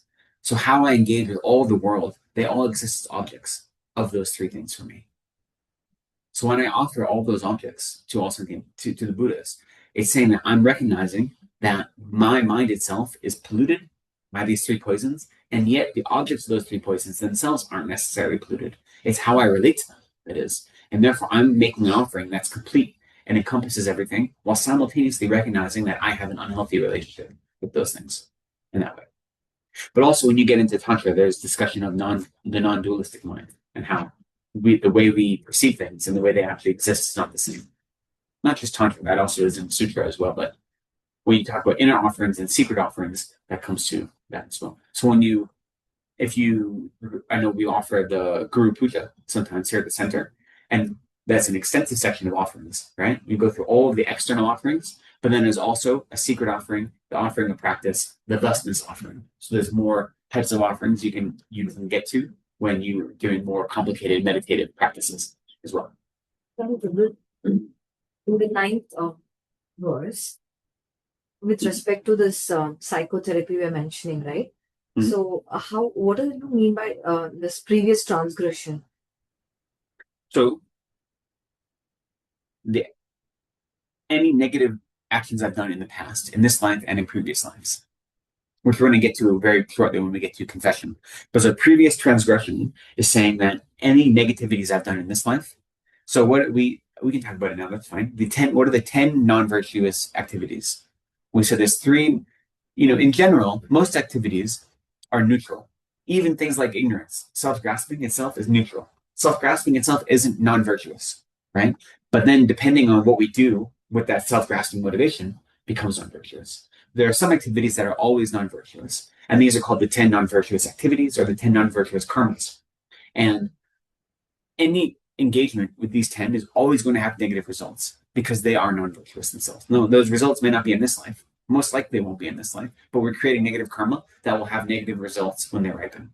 So those 10 non-virtuous activities, there are 3 of body, 4 of speech, and 3 of mind, right? So what are those? The 3 of body are killing, stealing, sexual misconduct, right? So those are the 3 negative actions of body that engaging in those is always going to create non-virtue. Killing, stealing, sexual misconduct. And then what are the 4 negative actions of speech? Lying. 4 harsh speech. That's true. Let's try to go in order there. That's okay. Lying. Slander or divisive speech. And then harsh speech. And then idle speech or gossip or meaningless speech. And then the 3 non-virtuous actions of mind. Covetousness. Malice, wishing harm on others is the second one. And then having wrong views, right? Wrong views is the hardest one, really. Wrong views, are like not believing that karma is accurate, right? That the law of karma exists, things like that. So if you aren't engaging in study, then it's easy to have wrong views, right? And so they'll always will have negative results. Maybe not heavy negative results, depending on how heavy your views are. But so those 10 are always going to be negative. So here, when it says my past transgressions, it's recognizing that in this life and in past lives, I've done those 10 over and over and over again. Right? And I've accumulated negative karma over and over and over again by engaging in those 10 and other non-virtuous activities. And so not only will I admit those to you, but I will not, in the future, I will not do it again. Right? So I'll transcend my previous transgressions, which is I won't continue to engage in those, and in the future I will avoid all non-virtuous activity. So having no fears of conditioned existence. So having no fears of conditioned existence means, so we say, as samsaric beings, we live in conditioned existence, right? So when we talk about the suffering of samsara, there are 3 types of main suffering of samsara. There's a suffering of suffering. This is the coarsest type of suffering. That's pain, that's sickness, that's illness. Even animals are able to recognize that type of suffering. It's the coarsest type, the grossest type. The second type of suffering is the suffering of change. And this is the one I focus on most when I'm teaching about suffering, because I think it's the one that's most important for us to think about in our everyday lives. But the suffering of change is really those things that we experience as worldly happiness are themselves types of suffering, right?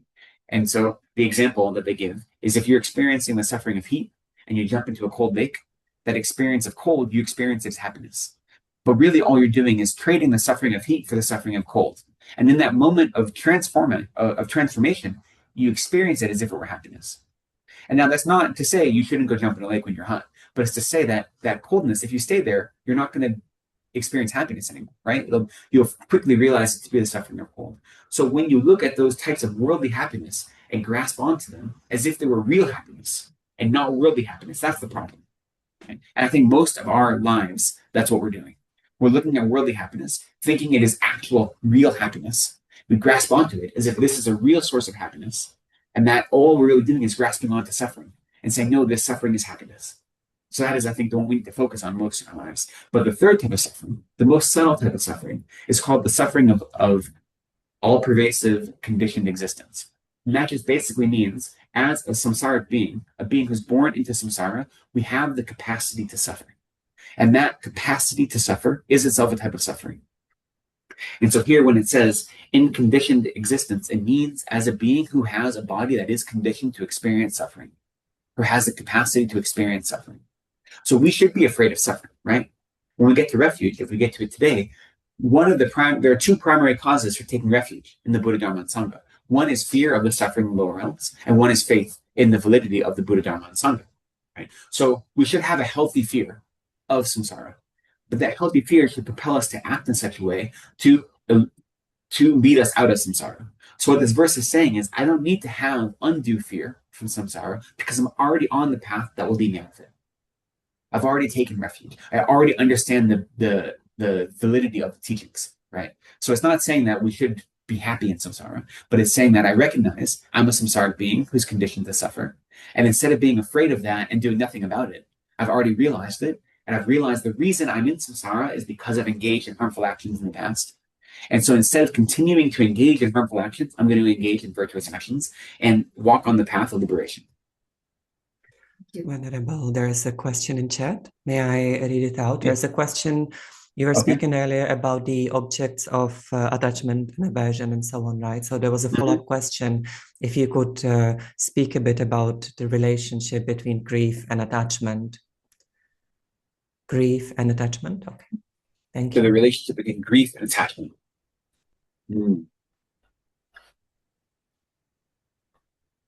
I think grief is a very valid emotion, right? I think it's important. I was having this discussion yesterday as well. Our emotions, we need to recognize all of our emotions are valid and our experiences are valid. So when the teachings say that our emotional experience or our suffering is created by our own mind and that it's empty of true existence, that doesn't mean that our experiences are invalid, right? But what it helps us point at is recognize that our experiences and the way our emotions develop isn't through our intentional mind, but it's through our afflicted minds. And so grief comes from having an attachment to something and believing that it's never going to change. And then having that attachment, saying, I expect this thing to exist in a certain way, or this person to exist in a certain way, and they always going to fulfill a certain role in my life. And if that changes, that's how we experience grief, usually, right? So there are healthy ways to experience grief. When we lose someone that we care about, grief is a normal and healthy response. Okay? I'm not going to say this. I've recently lost my mother, one of my best friends, my late partner. I've had, in the last 5 years, I've had numerous people in my life that have passed away, who I was close to. Well, some not so close, but you know what I mean, right? Grief is an appropriate response. But that grief, we have to look at it and say, okay, where is this grief coming from? Is this grief due to me having an actual genuine relationship with this person and me missing their presence? Or is it grief that comes from me expecting something from a relationship and from them that no longer exists? Is that grief bound up in my own self-cherishing? Or is it bound up in cherishing others more than myself? And when you do that, then you realize that grief, or whatever the emotion may be, grief is just an easy example. You could say that any grief that is based on my self-cherishing is only causing me more harm. So I'm going to do my best to get rid of that. And then I look at the grief that's based in actually missing someone and wishing others well. And I say, okay, how can I find a way to experience that without letting it overwhelm me? And recognize that grief is valid, but it doesn't truly exist the way I perceive it to, which is to say, my life isn't one only of grief. My life isn't one only of suffering and misery, right? I can experience that and still have joy in my life. You can lose someone who's very dear to you and still have happiness and joy and love in your life. It's possible to have those two things. And it doesn't feel that way when you're in the throes of grief or loss, right?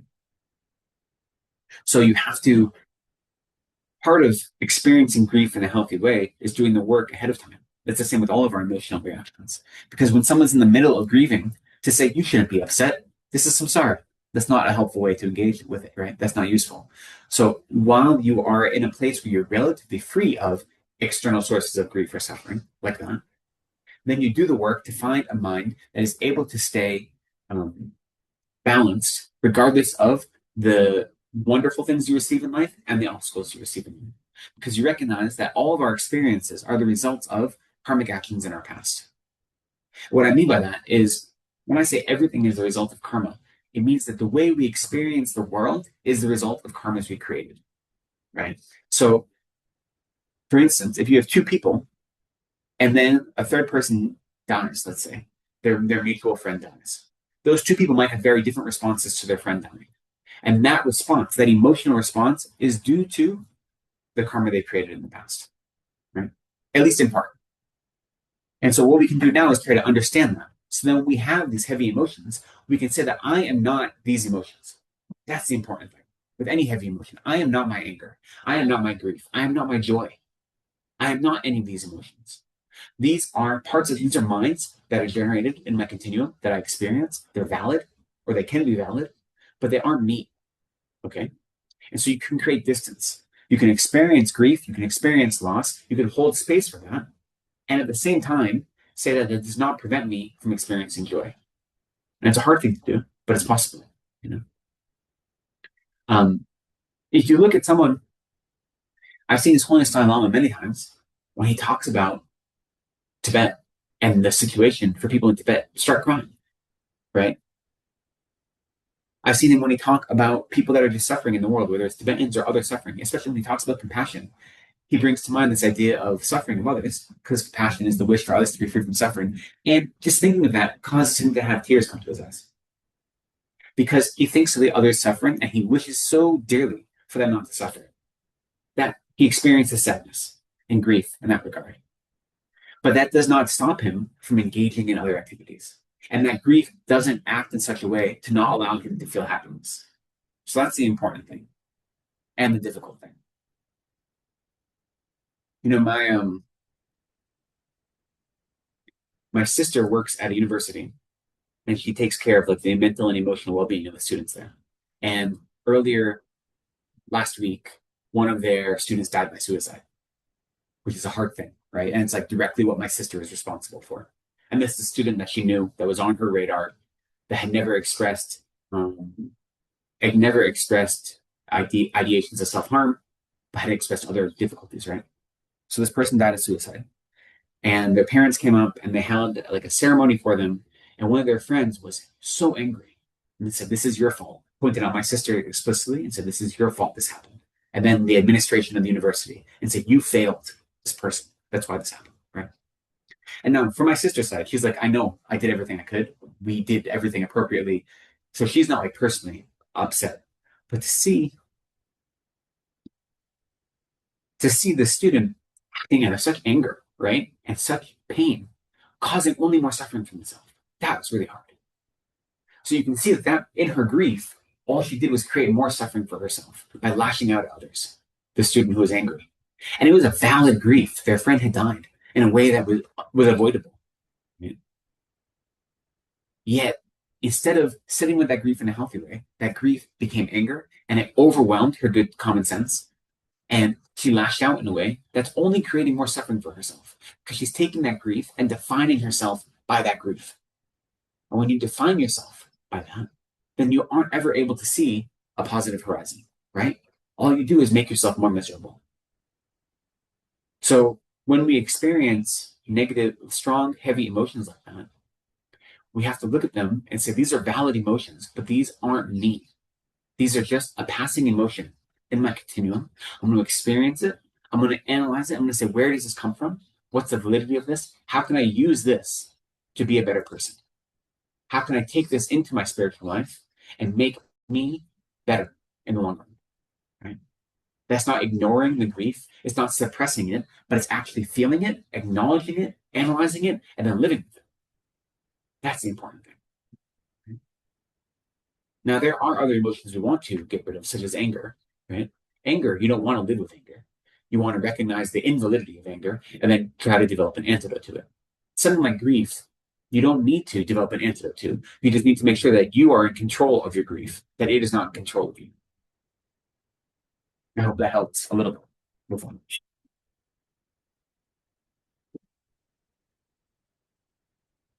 Okay.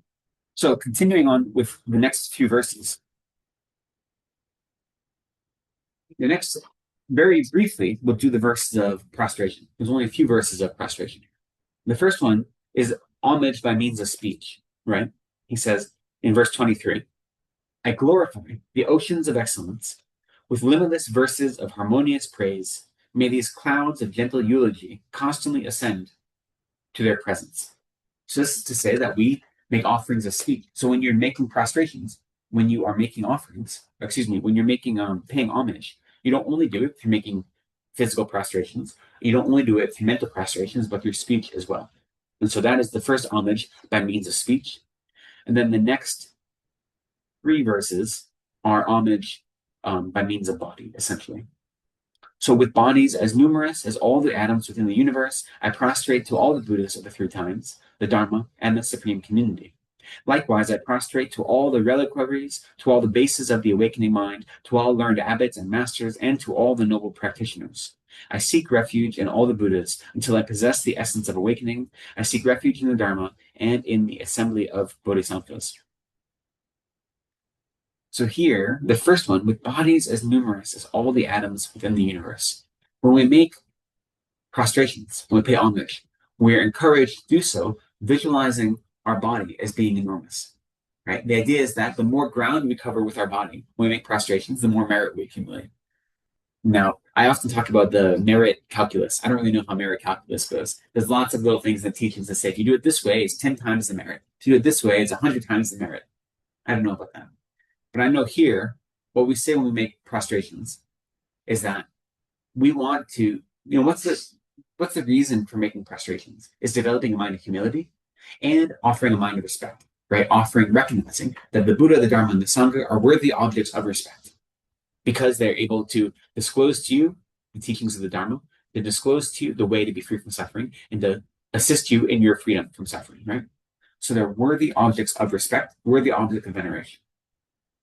And so by prostrating to them, you're getting rid of your own ego, right? You are getting rid of your mind that says, I'm more important than others, and you're developing a mind of humility and offering respect at the same time. And so the idea of covering more ground is to say, how more elaborate can I make my level of offering, or my prostration, rather. So if we visualize ourselves the size of a skyscraper, then we cover more ground. The other visualization you sometimes get is you visualize yourself and all of your past lives as having bodies, and all of those bodies prostrating simultaneously. So when you prostrate, you're leading a whole crowd of sentient beings, whether it be your past lives or other sentient beings who are prostrating, following your lead, right? So there are different visualizations, and it's all about really magnifying the intensity of your wish to develop a sense of humility and respect and veneration. Right? That's the whole point of it. So if you don't understand the merit calculus, that's okay. The point is to intensify your sense of respect and humility. And so that's what this here is saying, is with bodies as numerous. So visualizing infinite bodies, that you have infinite bodies. Every time you prostrate, you visualize this. The Buddha of the 3 times, right? The past, present, and future. And then the next, in verse 25, I prostrate to all the reliquaries and to the bases of the awakening mind. So not only do I prostrate to the 3 jewels, but I prostrate to all of those sources of bodhicitta, because bodhicitta is the most important thing, right? And then to all the abbots and the other practitioners as well, those who give us an opportunity to study and to practice. The Madhyamaka Avatara, so entering into the middle way, text by Dharmakirti, the opening verses to that say, what did they say in English? Okay. So all the Shravakas and Prateka Buddhas emerged from the conqueror. All Buddhas are born from Bodhisattvas. And the mind of compassion, the recognition of the mind of non-duality, and the awakening mind are the cause of all Bodhisattvas. And so therefore, I first prostrate towards compassion. Right? And so even though that text, which is a text that teaches about wisdom, the nature of realizing, the wisdom that realizes the nature of reality, emptiness, it first prostrates to compassion.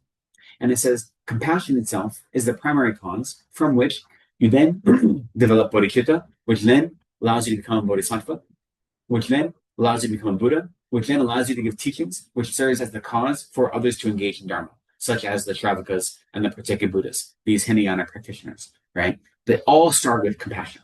So even when you're studying wisdom, emptiness, it starts with compassion. Now, these 3 causes are sometimes put together. The mind of compassion, the mind recognizing non-duality, and the awakening mind, the awakening mind that it involves, the effortful awakening mind that we have, right? Those are all the cause of bodhisattvas. But at their core is compassion. That's the most important cause. That's the first cause. We say the primary cause.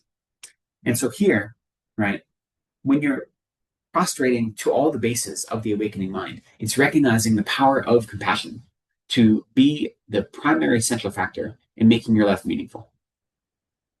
If you can live your life where compassion is the only teaching you take from the Dharma, from the teachings of the Buddha, then your life will be meaningful. If you can live your life with compassion, right? So in addition to prostrating to the three jewels of refuge, we also prostrate to compassion and to the sources, the bases of the awakening mind, and then to all those who help teach it and share it with us in a meaningful way. Right?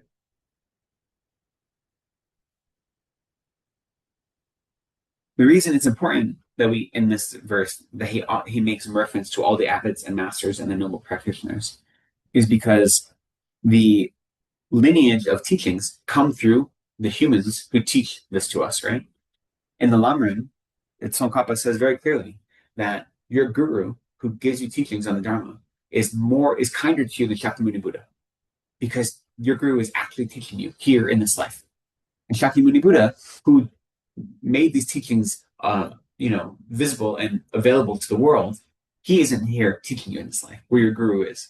So we need to pay respect to the living lineage of teachers, whether they be lamas, abbots, and so forth, who offer us the vows, such as the Vinaya vows, the Pratimoksha vows, the Bodhisattva vows, the Tantric vows. It is through these living human beings that we have access to higher levels of practice. So we need to also pay respect to them, not just to the kind of ephemeral Buddha, Dharma, and Sangha. Even though the Buddha, Dharma, and Sangha are our objects of refuge, we also should be prostrating to the living beings who offer us an immediate access to practice and to study as well.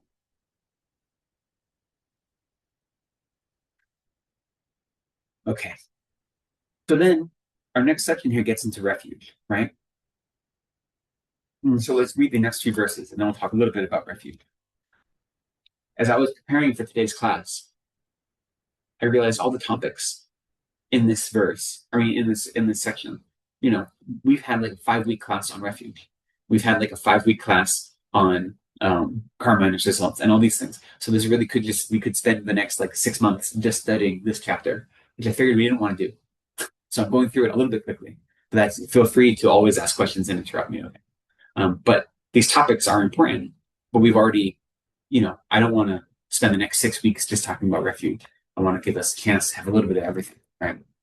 The idea of these Sunday classes is to always be these overview classes that everyone can come and get something from. So starting with verse 27, we'll do a few verses on refuge here. I will say that refuge comes up again later. So the idea of refuge, fear of the suffering of the lower realms, and death and impermanence are all mixed together, kind of. Some of the verses are very clearly on one or the other, but he kind of he weaves them in and out of each other because they work together in the way you engage in practice.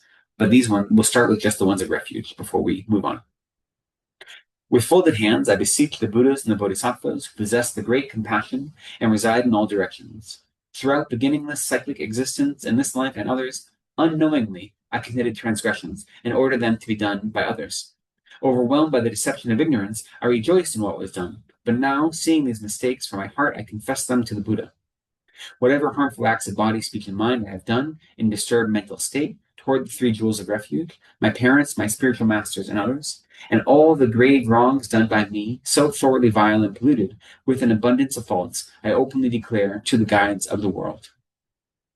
So, sorry, this actually is not the section on refuge. This is the beginning of the actual confession, right? So this section is the actual heart of confession when we talk about confessing of wrongdoings. So first, it's I beseech all the Buddhas and Bodhisattvas to pay attention to me, all you with great compassion, who reside in all 10 directions, right? Please pay attention to me. So I'm going to open myself up before you. In Tibetan, the word for confession means to cleave open, shakti. It means to make something open. It's the same word you use to cut something open, right? They use that imagery quite often. One of the commentaries, a style of commentary, is called a martri. And when it's translated, that just means like a red commentary. The word mar means red, ti means commentary. But that really means it's like an autopsy. Like when you are flaying a body open to see how all the insides work, That's a red commentary.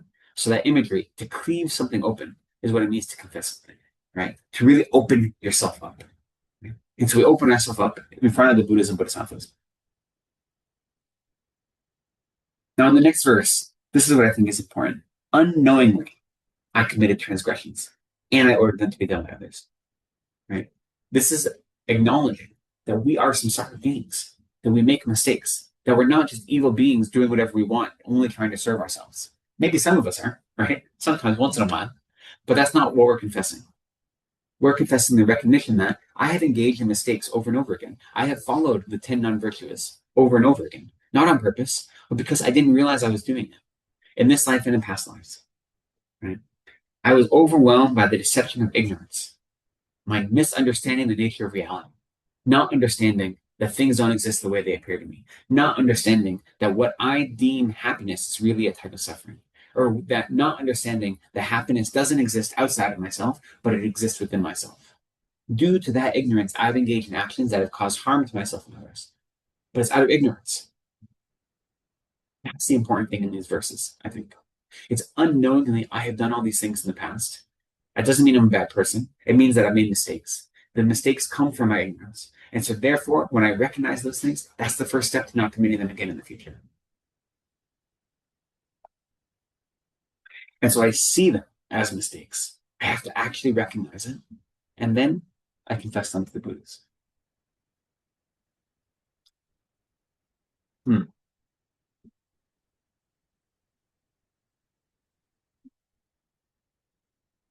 So we're confessing to the Buddhas and Bodhisattvas, right? These are the sources of refuge. You know, the qualities that make the Buddha an authentic source of refuge is that the Buddha is free from all the fears of samsara. And the Buddha is skilled in liberating others from those fears as well. And the Buddha's compassion towards other sentient beings is completely unbiased. And the Buddha's action to benefit others is completely unbiased or impartial. So those 4 factors identify the Buddha as being an authentic source of refuge for us, even though it is an individual. And so when we go to them to make confessions, we are also saying, I recognize in you the qualities of being a source of refuge. So refuge, right? What we mean by refuge is a place of safety. That's what refuge is, you know. There are, of course, we have temporary refuges, and these are fine on occasion, right? When it's raining out, you take the refuge of shelter, but you don't expect that shelter to save you from all of your suffering. It's saving you from the circumstances, right? Temporary circumstances. So in the same way, when we seek out refuge, when we want to acknowledge that we've made mistakes, when we seek out an object of refuge to protect us from making those mistakes in the future, we seek out authentic sources of refuge. So here we say the Buddha, Dharma, and Sangha are those only authentic sources. And the actual refuge is the Dharma itself, the teachings of the Buddha. That is what is going to save us from suffering. The Buddha is the founder. He's the one that diagnosed the problem. He's often called the great physician. And the Sangha are like the attendants or the nurses that show you how to take your medicine. But the actual medicine is the Dharma. So if we want to be free from suffering, the actual remedy to suffering is the teachings of the Buddha, the Dharma itself. The Buddha did not invent these teachings, right? He just showed them for us. So when we go for refuge, we have to recognize these are the authentic sources of refuge. Temporary refuge is okay when we recognize that it's temporary refuge, right? And so obviously that's easy when we're talking about worldly things, like temporary refuge, such as getting out of the rain, you want shelter. But even in our emotional state, sometimes we go to things, you know, I use this example all the time. Sometimes if you had a very long day at work, you say, I really need to unwind. I really should sit down and do my meditation practice right now and maybe study for a little bit, but instead I'm going to watch Netflix for a half hour. Sometimes you have to do that. Sometimes in this day and age, our minds are so wound up tight that we need to give ourselves space to recognize this isn't the ideal situation. This isn't the best thing I can do, but it's the best thing I can do right now. And then maybe if I do this for 15 minutes, 20 minutes, then I'll be in a place where I can do something that'll be more beneficial. So we have to give ourselves that space. And so if I recognize that, you know, watching TV or listening to the radio for 20 minutes is a temporary refuge only, it's not going to lead me out of suffering, right? It's not going to be a real path of liberation, but it might give me enough space to then seek out a more authentic remedy, then it's a worthwhile thing to do if you can do it in that way. If you can have the emotional intention that says, I know this is not going to save me from my difficulties, but it is going to help me in this immediate moment, it's going to be a temporary source of benefit for me. Then you have that mindset, then temporary refuges can be acceptable, right? They can help us. Because our lives, this goes back to the first question, what does it mean to, try to live the life of a Bodhisattva in the 21st century? We certainly have more distractions available to us now than ever before. So we have to find a way to balance our lives with those distractions. Okay. It is. Wow. Okay. Let's continue with death and impermanence, which is the next few verses, because I wanted to do a meditation on death and impermanence. So let's actually talk about it first. So the next few verses are talking about death and impermanence. And in short, death and impermanence is one of the first things we study and meditate on. And the reason is not to be morbid, right? But to recognize how incredibly lucky we are to be alive, to have the opportunity to practice right now, to engage in spiritual practice, and how that can be taken away from us without, just we're one breath away from not being alive anymore. And we don't know when we're going to die. So therefore, why should we waste a moment doing something that isn't virtuous, that isn't beneficial to others? So we meditate on death and impermanence, not because we want it to be morbid or like goth, but because we want to be motivated to engage in meaningful practice, right? So with verse 32. So now just to give us an overview, right? So in this verse, in this chapter, which is helping prepare us to fully adopt the mind of bodhicitta, we have first made offerings, right? So we have humbled ourselves. We have worked against our self-cherishing mind and against our miserliness by making offerings real and imagined to all the Buddhas and Bodhisattvas and to the whole Triple Gem. And then we've offered prostrations. We've offered homage. We have recognized them as authentic sources of refuge. We've recognized that due to our own ignorance, as samsaric beings, we've engaged in harmful actions in the past, and we have developed the wish to never commit those harmful actions again. And then, with that in mind, we meditate on death and impermanence, which is reminding us that we need to then put our aspiration into practice right now. Right? So that's the kind of sequence in this chapter. But I may well perish before all my transgressions have been purified. So please protect me in such a way as will swiftly and surely free me from them. The untrustworthy Lord of Death waits not for things to be done or undone. Whether I am sick or healthy, this fleeting lifespan is unstable. Leaving all, I must depart alone. Yet, through not having understood this, I committed various kinds of wrongdoing for the sake of my friends and foes. My foes will become nothing. My friends will become nothing. I, too, will become nothing. Likewise, all will become nothing. Just like a dream experience, whatever things I enjoy will become a memory. Whatever has passed will not be seen again. Even within this brief life, many friends and foes have passed, but whatever unbearable wrongdoings I committed for them remains ahead of me. Thereby, through not having realized that I shall suddenly vanish, I committed so much wrong out of ignorance, lust, and hate. Right? This is reminding us that we all intellectually know that we're going to die, that we are not immortal beings, but we don't live our lives that way, right? The fact is that anyone in this room could not wake up tomorrow morning, and we have no guarantee whether we are going to or not. But since we live our lives saying, oh, I've got another 40, 50, 60 years in my life, right? Then I can put on these beneficial activities till tomorrow. Or it's okay to maybe do something harmful now because I can just make up for it in the future, right? We can play the stock market in that way. We don't think about the fact that we don't actually know how long of a lifespan we have left. And so we're willing to engage in harmful actions because we don't believe there'll be repercussions for them, or that we'll have enough time in our lives to undo the repercussions, right? So this is reminding us that that's not the case. The Lord of Death is untrustworthy. He does not wait for us to be content with what we've done, right? We don't get to wrap everything up in a bow. We don't get to choose. Here he says, my foes will become nothing. My friends will become nothing. All the wrongdoings I've done for the sake of my friends and foes, think of them all. So this is two types of wrongdoing, right? So the wrongdoings you've done in regard to your foes are the types of harmful action you've done to cause harm to others because your mind was overwhelmed by anger or mediated through the lens of anger, of aversion, right? But then also, how many things have we done that were wrong for people we cared about, right? How many times have we engaged in harmful actions or we consider non-virtuous actions in order to do things for people we care about or to live out our minds of attachment or lust, right? So we've done all these harmful things in our lives without thinking that we're not going to have time to undo them.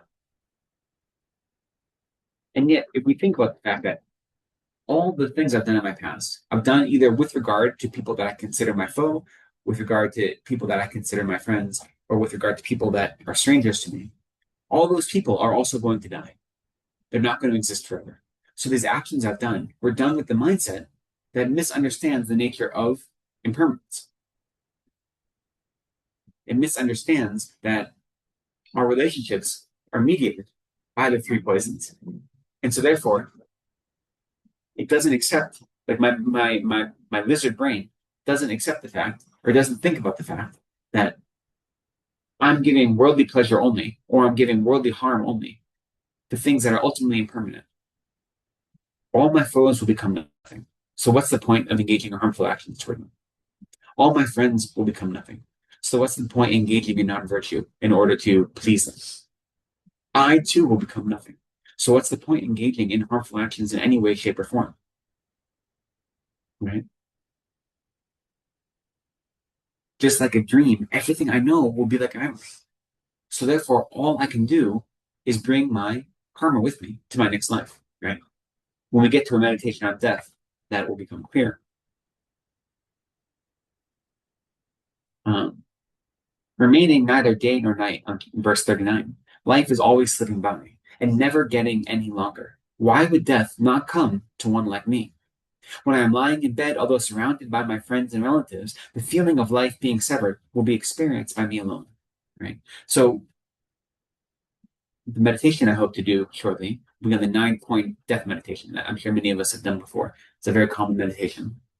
And that is looking at these three main points, which is that death is certain, the time of death is uncertain, and that nothing will help us at the time of our death except for our spiritual practice. That's all that comes with us at the time of our death, our spiritual practice. And then those three main points each have three secondary points. That's how you get a 9-point meditation. And these verses are pointing towards all those different points, all those different indications. So this is why would not death come to one like me? And then my friends and relatives, think of if you've been at the bedside of someone who's dying, it doesn't matter how many loved ones are around them wishing for them not to die. They're still going to die, right? And no matter how many people are around you, whether they are your friends who are wishing you well, wish you to be free from suffering, or people who wish you harm, the experience of death is one you're going to do on your own, right? They're not going to be of any benefit to your mind at the time of death. And so why do we rely on things outside of ourselves when that is not going to be there at the moment of death? Death is something that is an intimately personal experience, right? When seized by the messengers of death, what benefit will friends and relatives afford? My merit alone will protect me then, but upon that I have never relied. O protectors, I, so unconcerned, unaware of such terror as this, accumulated a great deal of negative action for the sake of this transient life. Petrified is the person today being led to a torture chamber with a dry mouth and dreadful sunken eyes. His entire appearance is transfigured. What need to mention the tremendous despair when stricken with the disease of great panic, being clasped by the physical forms of the frightened messengers of death? Who can afford me real protection from this great horror? With terrified, bulging eyes agape, I shall search in every direction for refuge. If someone is being executed, obviously they know their death is coming soon, so they feel fear. And what he's saying to us here is that we should feel that fear all the time, because we never know when we might be the ones to experience death. Right?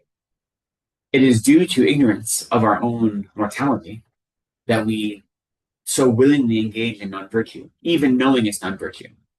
when you're able to identify these 10 non-virtues that we discussed about as being unhealthy, it really is that we think we're going to live forever, that I'll be able to fix it on the flip side, that I'm willing to do something harmful now because I can make up for it tomorrow, right? If we actually understood how fleeting our lives are, then we wouldn't ever engage in non-virtue. Or when we noticed ourselves engaging in non-virtue, we'd immediately rectify it, right?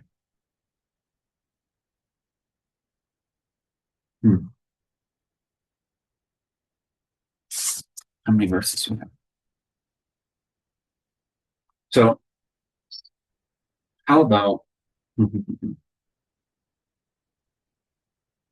remaining verses talk a little bit about, they talk more about refuge, and they talk more about, at least implicitly, the four opponent powers that are part of a complete act of confession or a complete act of purification, right?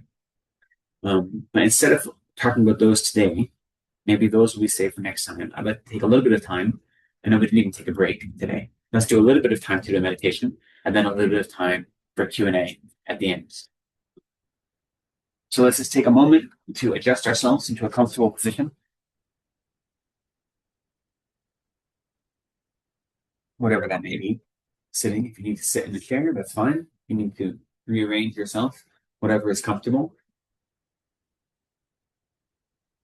However you end up sitting, you want to have a nice, secure foundation. That's most important, that you feel balanced, you feel secure, you feel like you aren't, teetering in one way or the other. You want to have a nice straight spine.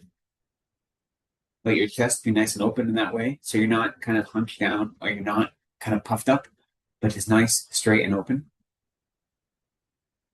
Let your hands either rest in the meditative mudra, which is your right hand on top of left, palms up, with your thumb just barely touching, kind of circling your navel, your elbows out. Or if it's easier, just let your hands rest naturally on your knees or your thighs, wherever they fall. Let your head, your neck curve, follow its natural curve. You don't have to tuck your chin in or lift your head up, but just let it be comfortable, following the curve of your neck and the top of your spine.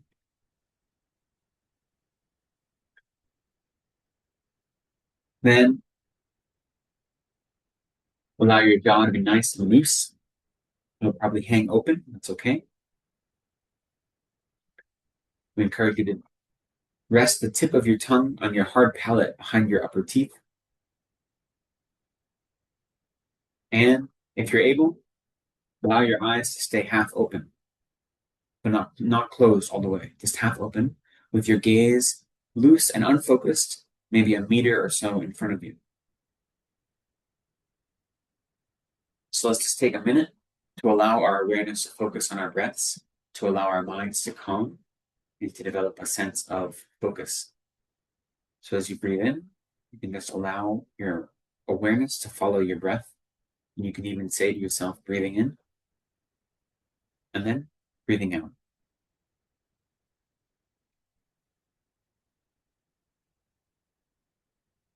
We'll sit with this for a few minutes just to tame and settle our minds.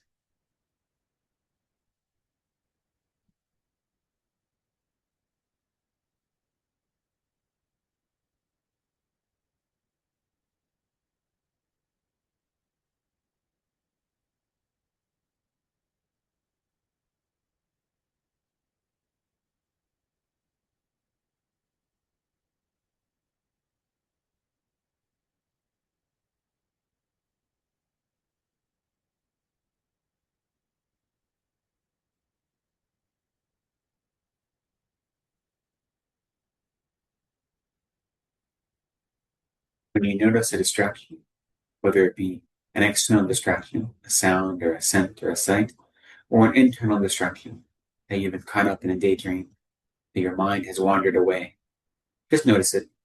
You label that distraction without any judgment and return your awareness to the object of your meditation, which, this moment, is your breath.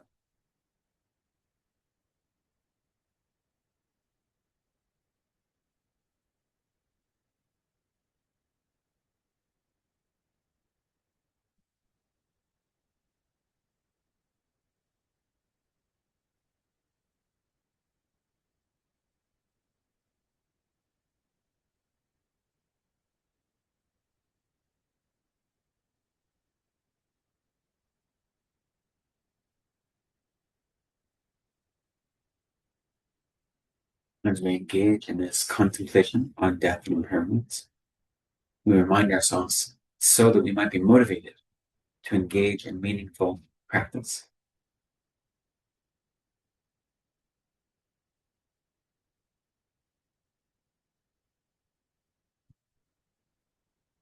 And so the first of the three main points is that death is certain.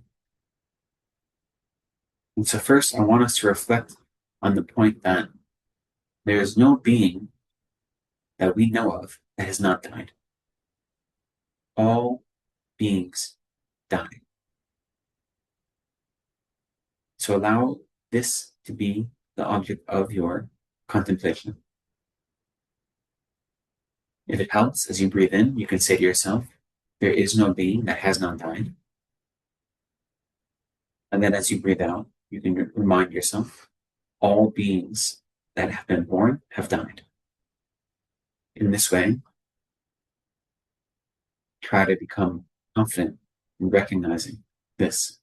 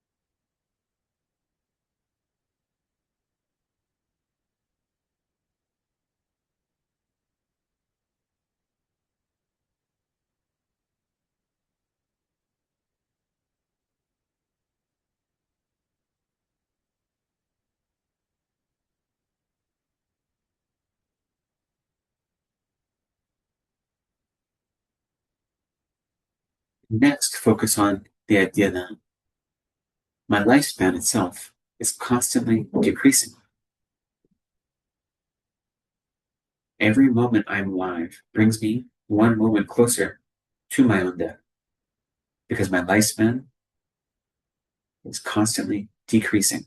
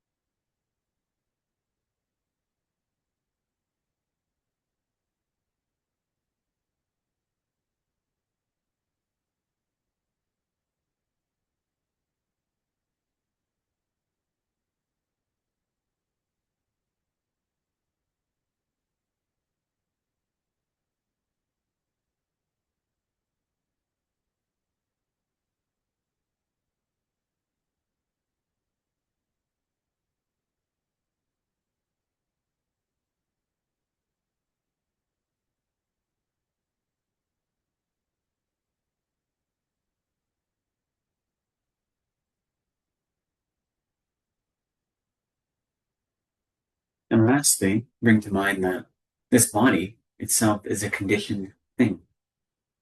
It exists due to causes and conditions. And when those causes and conditions are absent, it will cease to exist. That's the nature of being conditioned phenomenon.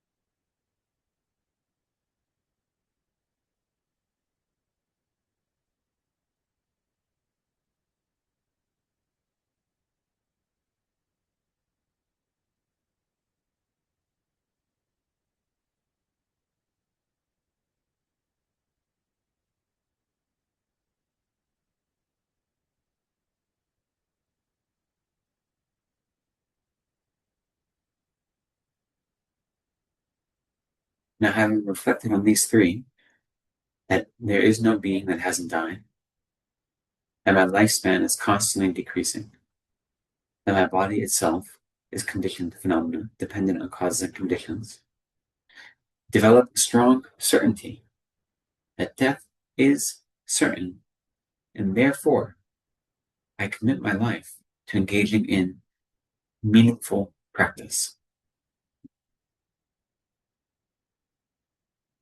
So develop this conviction.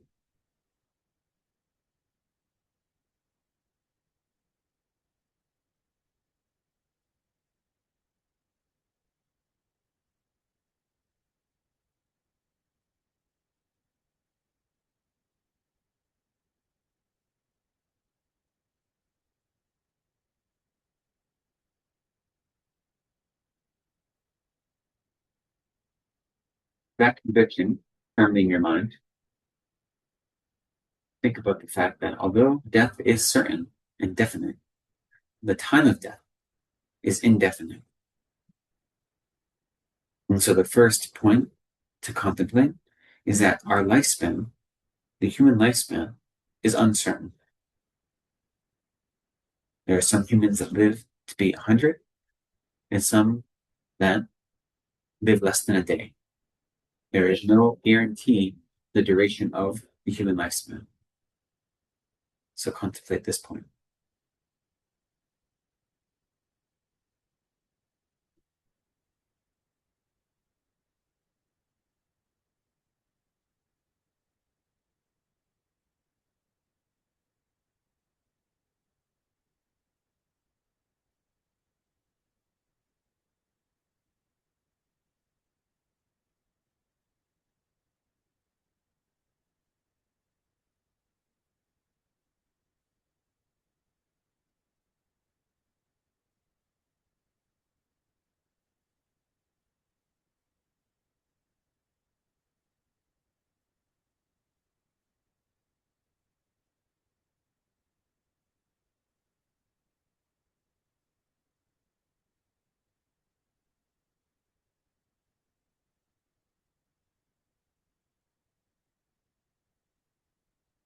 Not only is the human lifespan uncertain, but the human body itself is fragile. It requires many things in order to continue functioning. So contemplate the fragility of the human body, its need for things such as food, air, shelter, in order to continue surviving. This human body is fragile.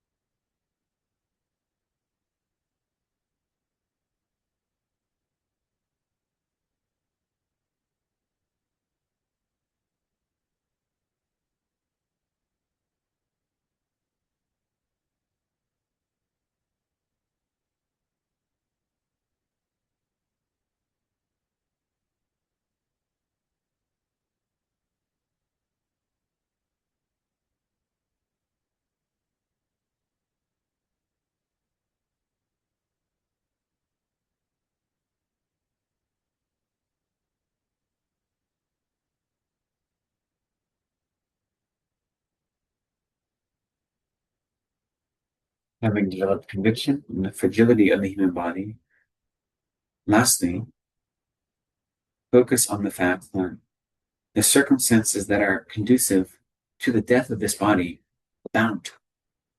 There are more circumstances conducive to our death than there are to our life.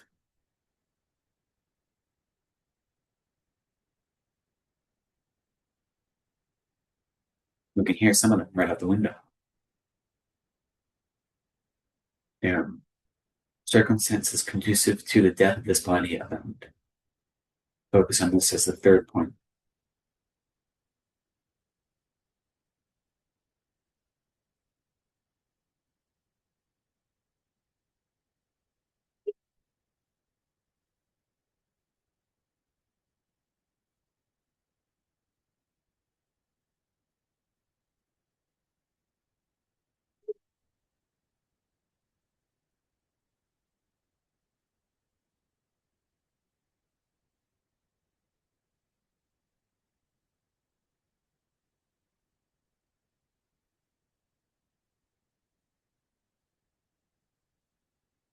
based on these three reflections, that the human lifespan is uncertain, the human body is fragile, there are more circumstances conducive to the death of the human body than to its life, develop conviction in the recognition that the time of our death is uncertain.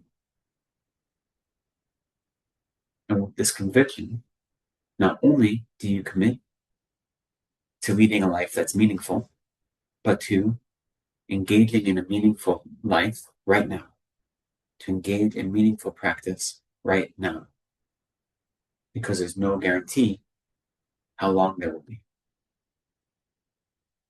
So develop this strong commitment. As death is certain, I will engage in a meaningful life. And since the time of death is uncertain, I will begin engaging in meaningful practice right now.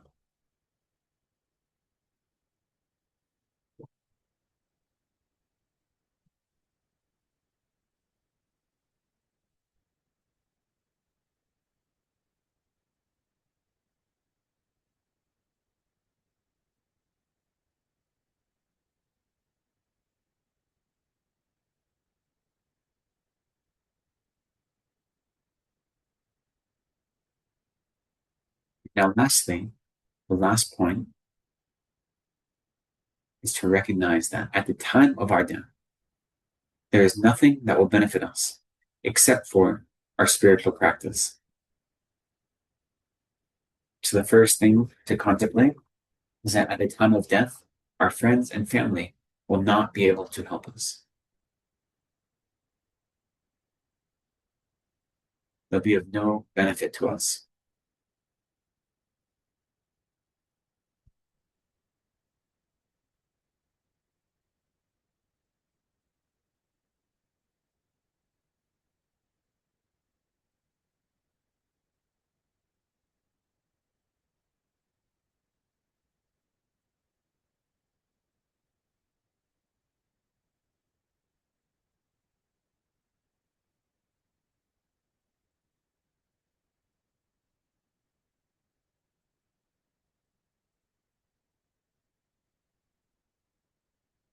In addition, we reflect on the fact that at the time of my death, any wealth I've accumulated in this life will be of absolutely no benefit to me. It won't help me in any way. So my wealth will be of no benefit to me at the time of my death.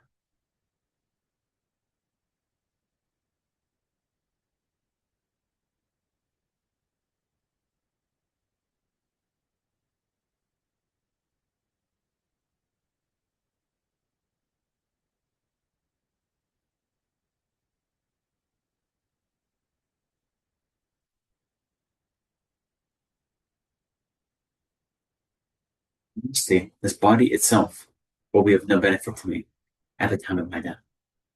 No matter how much time or money or energy I have spent caring for this body, at the actual moment of death, it is of no benefit to me. It fails me. So my friends, my possessions, and my body itself are of no benefit at the moment of my death.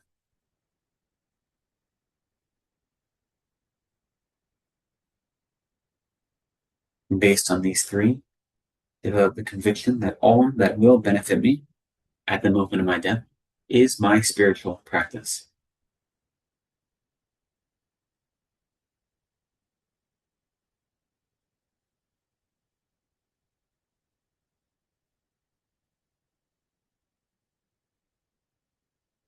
And with this recognition, develop the strong conviction that not only as I recognize that death is definite, I'll commit myself to a meaningful life. And not only recognizing that the time of death is uncertain, I commit myself to a meaningful life right now. But since I realize nothing will benefit me except my spiritual practice, then I commit myself right now, this moment, to engaging in spiritual practice as part of everything I do in all aspects of my life.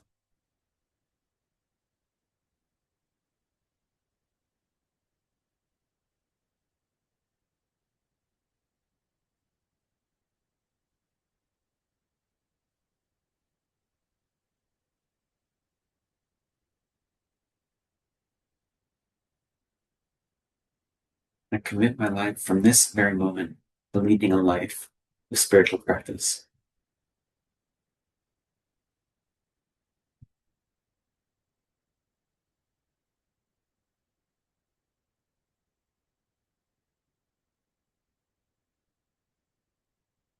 With this conviction strong in your heart, in your mind, you can return your awareness to the room as you're ready.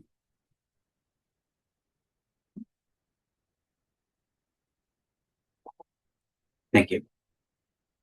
So as usual, those are my express meditations that we could probably do over the span of 45 minutes that we did over the span of 17 instead. My poor time management always gets us to that space. But you can see the power of that practice, right? You can see how that really can light a fire under your butt to get moving. And the important thing to remember is the teaching of death and impermanence, but also the teaching, we didn't really talk about it too much this week, but of the sufferings of samsara. None of these are about despair. None of these are about anything other than hope. The whole point of these practices, of this realization, is that we are alive now. We have access to spiritual teachings. We have access to emotional resources that allow us to engage in a path of liberation. That is a hopeful thing, right? So that's the whole point of these teachings. It's not to be gloom and doom and despair, but to instead be like liberatory. Right? In the heart of these teachings, if I want liberation for myself, is how can I eliminate the suffering of others? How can I bring the mind of compassion to everything I do? How can I commit my life to serving others? When you try to bring that mindset to everything you do, then everything in your life gets easier. All of your own problems become less substantial. It doesn't get rid of them, right? You still experience difficulties in our lives. But if we can allow ourselves to always focus on getting rid of the mind that says, my happiness is more important than your happiness, we can always focus on saying, my commitment in this life is to do everything within my power to eliminate the suffering of others, both in the immediate worldly sense and also in the super mundane or otherworldly sense. If we can try to make those aspirations and those realizations the foundation of how we exist in the world, then all of our relationships with our friends, with our family, with our coworkers, with our enemies, they'll become healthier. They'll become they'll be based in reality and a mutual sense, or a sense rather, of generosity, and not a sense of expectation. So whatever difficulties we experience will be lessened because they'll be mediated. They'll be tempered by compassion. Compassion is a superpower. It really is. It's easy. Anyway, that's a whole different topic. But compassion is the most important thing we can try to generate. And so even in this chapter, which is focused on the first 3 limbs of the 7-limb prayer, so offering, prostration, and confession of downfalls, or confession of negativities, the whole context of that is making our minds suitable vessels for bodhicitta, the mind of awakening. The mind of awakening, which is not just compassion, but is taking compassion and turning it up. So saying, not only do I want to free all sentient beings from suffering, not only do I wish that all sentient beings were free from suffering, but it is my responsibility to free them. And the way I will do that is by becoming a Buddha myself, by perfecting my mind. That is how I will serve others in the most grandiose, expansive way possible. So that starts with compassion. And these 7-limb practice, by recognizing that out of our own ignorance, we've engaged in harmful actions and doing our best to purify them. And then by humbling ourselves before the teachings and the teachers, and by making offerings, and by getting rid of our minds of jealousy and miserliness, we're preparing ourselves to embody bodhicitta in the most meaningful ways possible. So they all work together in that way. Okay, I think I will end there. Do you have any questions? I can't see the chat, so if there are questions online, you could just say them aloud. Yeah. Like you can show us the right prostration. The prostration posture. Prostration. Probably after the we can describe very easily. There's 2 types of prostration. There's the half prostration and full prostration. So the first thing is when your hands, instead of being flat and like this, you tuck your thumbs into your palms So they're a little bit bowed like this. And the idea is you visualize yourself holding a jewel in your hands. So that is the visualization. And then you take your hands to the crown of your head, the highest point of your head. This is representing your purification and your prostration to all the gurus, right? The guru is what you hold at the top of your head. And then to the 3 points. So you're purifying all actions of body, which is at your forehead, all speech, which is at your throat, and then mind, which is at your heart. So as you engage in prostrations, you're thinking to purify actions of body, speech, and mind with relationship to your gurus. So you have 4 positions for your hands: crown of the head, forehead, throat, and then heart. And then if you're doing the half prostration, like I did, you want the 5 points of your body to be touching. So your 2 knees, your 2 hands, and then your forehead touch to the ground, right? And they say your hands should be flat like this. They say if your hands are like fists, then you're actually creating the karma to be born with hooves. So you don't want that, I suppose. So you want the 5 points: your 2 knees, your 2 hands, and then forehead. And then the full body prostration is the same 4 points of this, but then when you lay your whole body flat and you put your hands in front of and you stretch out as far as you can, basically. Yeah. You'll see when you go to holy places in Nepal and in Tibet, there'll be devotees doing prostrations as a type of circumambulation.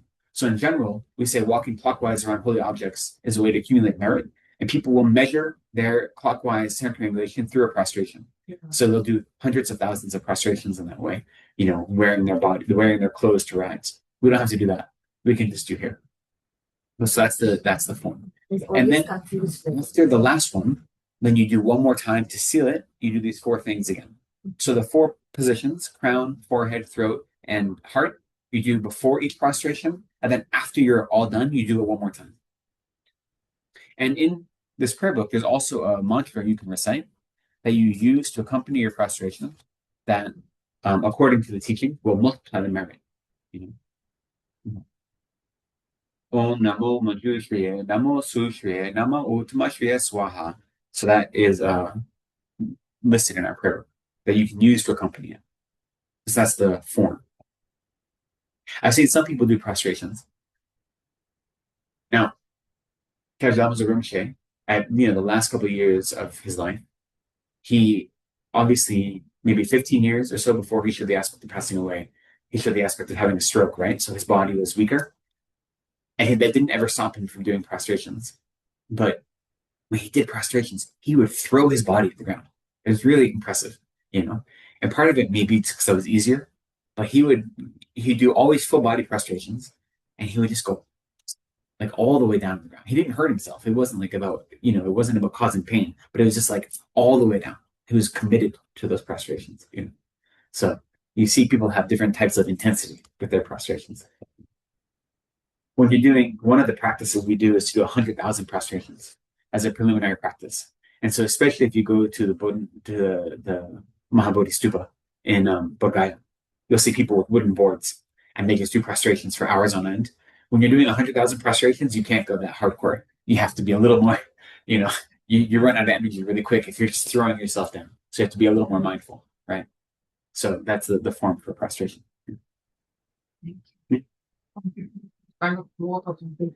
Yeah, usually if you're doing a full body prostration, instead of throwing your body flat, you kind of get to your knees and then you spread your body out.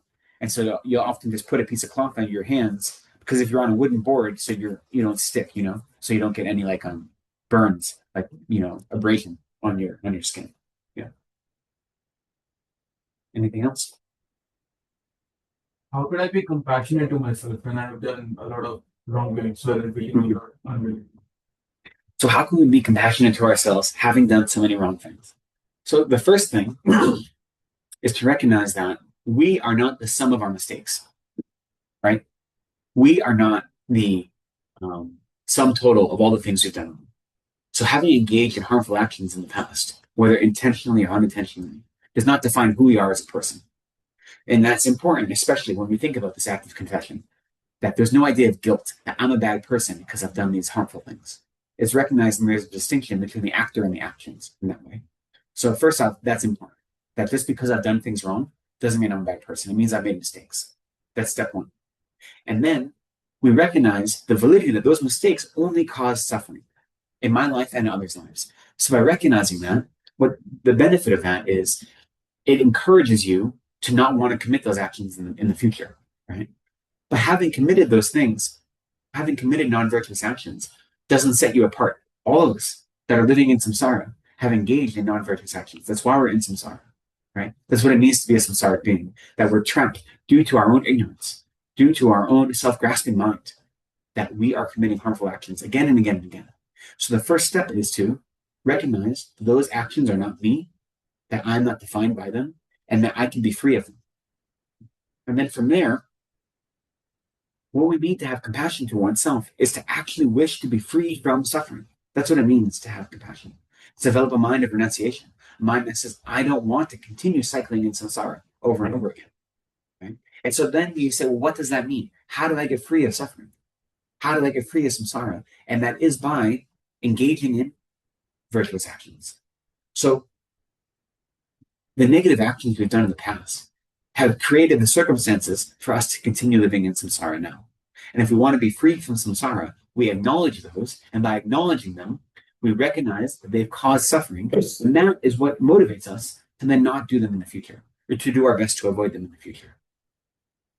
We didn't talk about a perfect human rebirth today, but one of the reasons we're so fortunate to have the bodies and lives that we have is because if you don't actually have suffering, some type of suffering, coarse suffering, it's very hard to be motivated to engage in spiritual practice.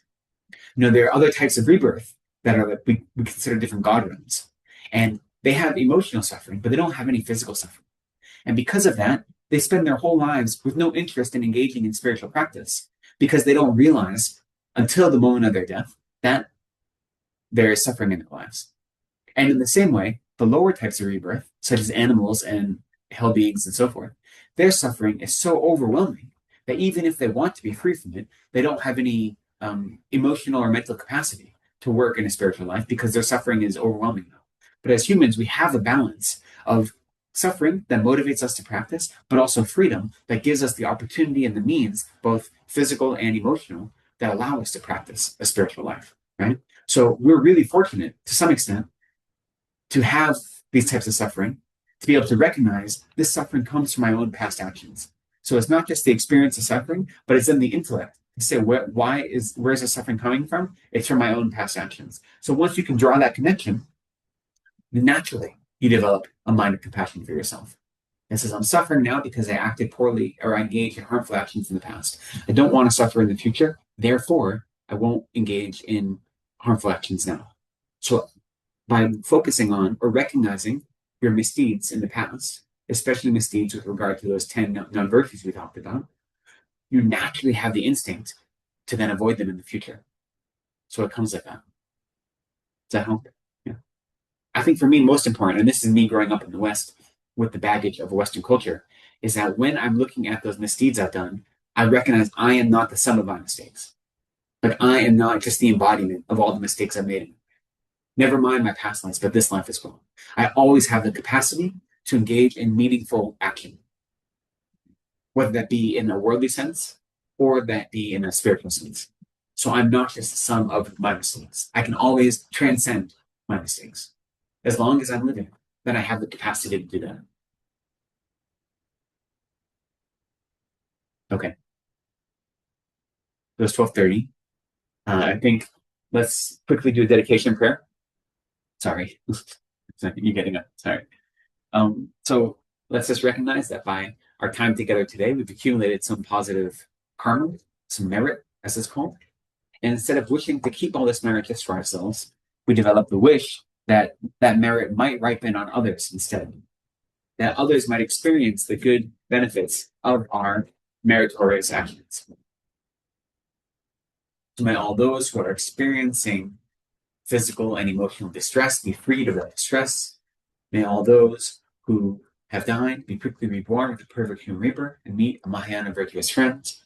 May all those who are engaging in a spiritual practice be encouraged by their practice. May they find the necessary resources to continue engaging in practice in a meaningful way. And may we ourselves quickly advance on the path toward Buddhahood so that we might be of maximum benefit to other sentient beings. May any merit we've accumulated today be ripened in these ways, benefiting others. And so let's turn to page 36 in the Golden Book. I will offer these quick verses of dedication. The first 2 verses of dedication, as well as the 4-line prayer for the long life of this Holiness Dharma.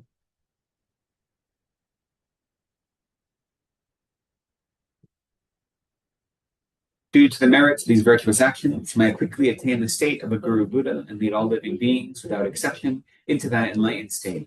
May the supreme jewel, Bodhisattva, that has not arisen, arise and grow, and may that which has arisen not diminish but increase more and more.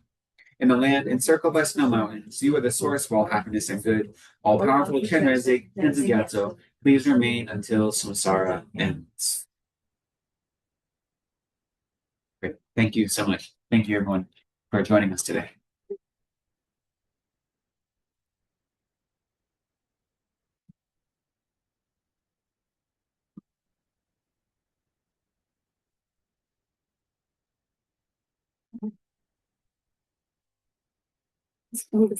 Yeah.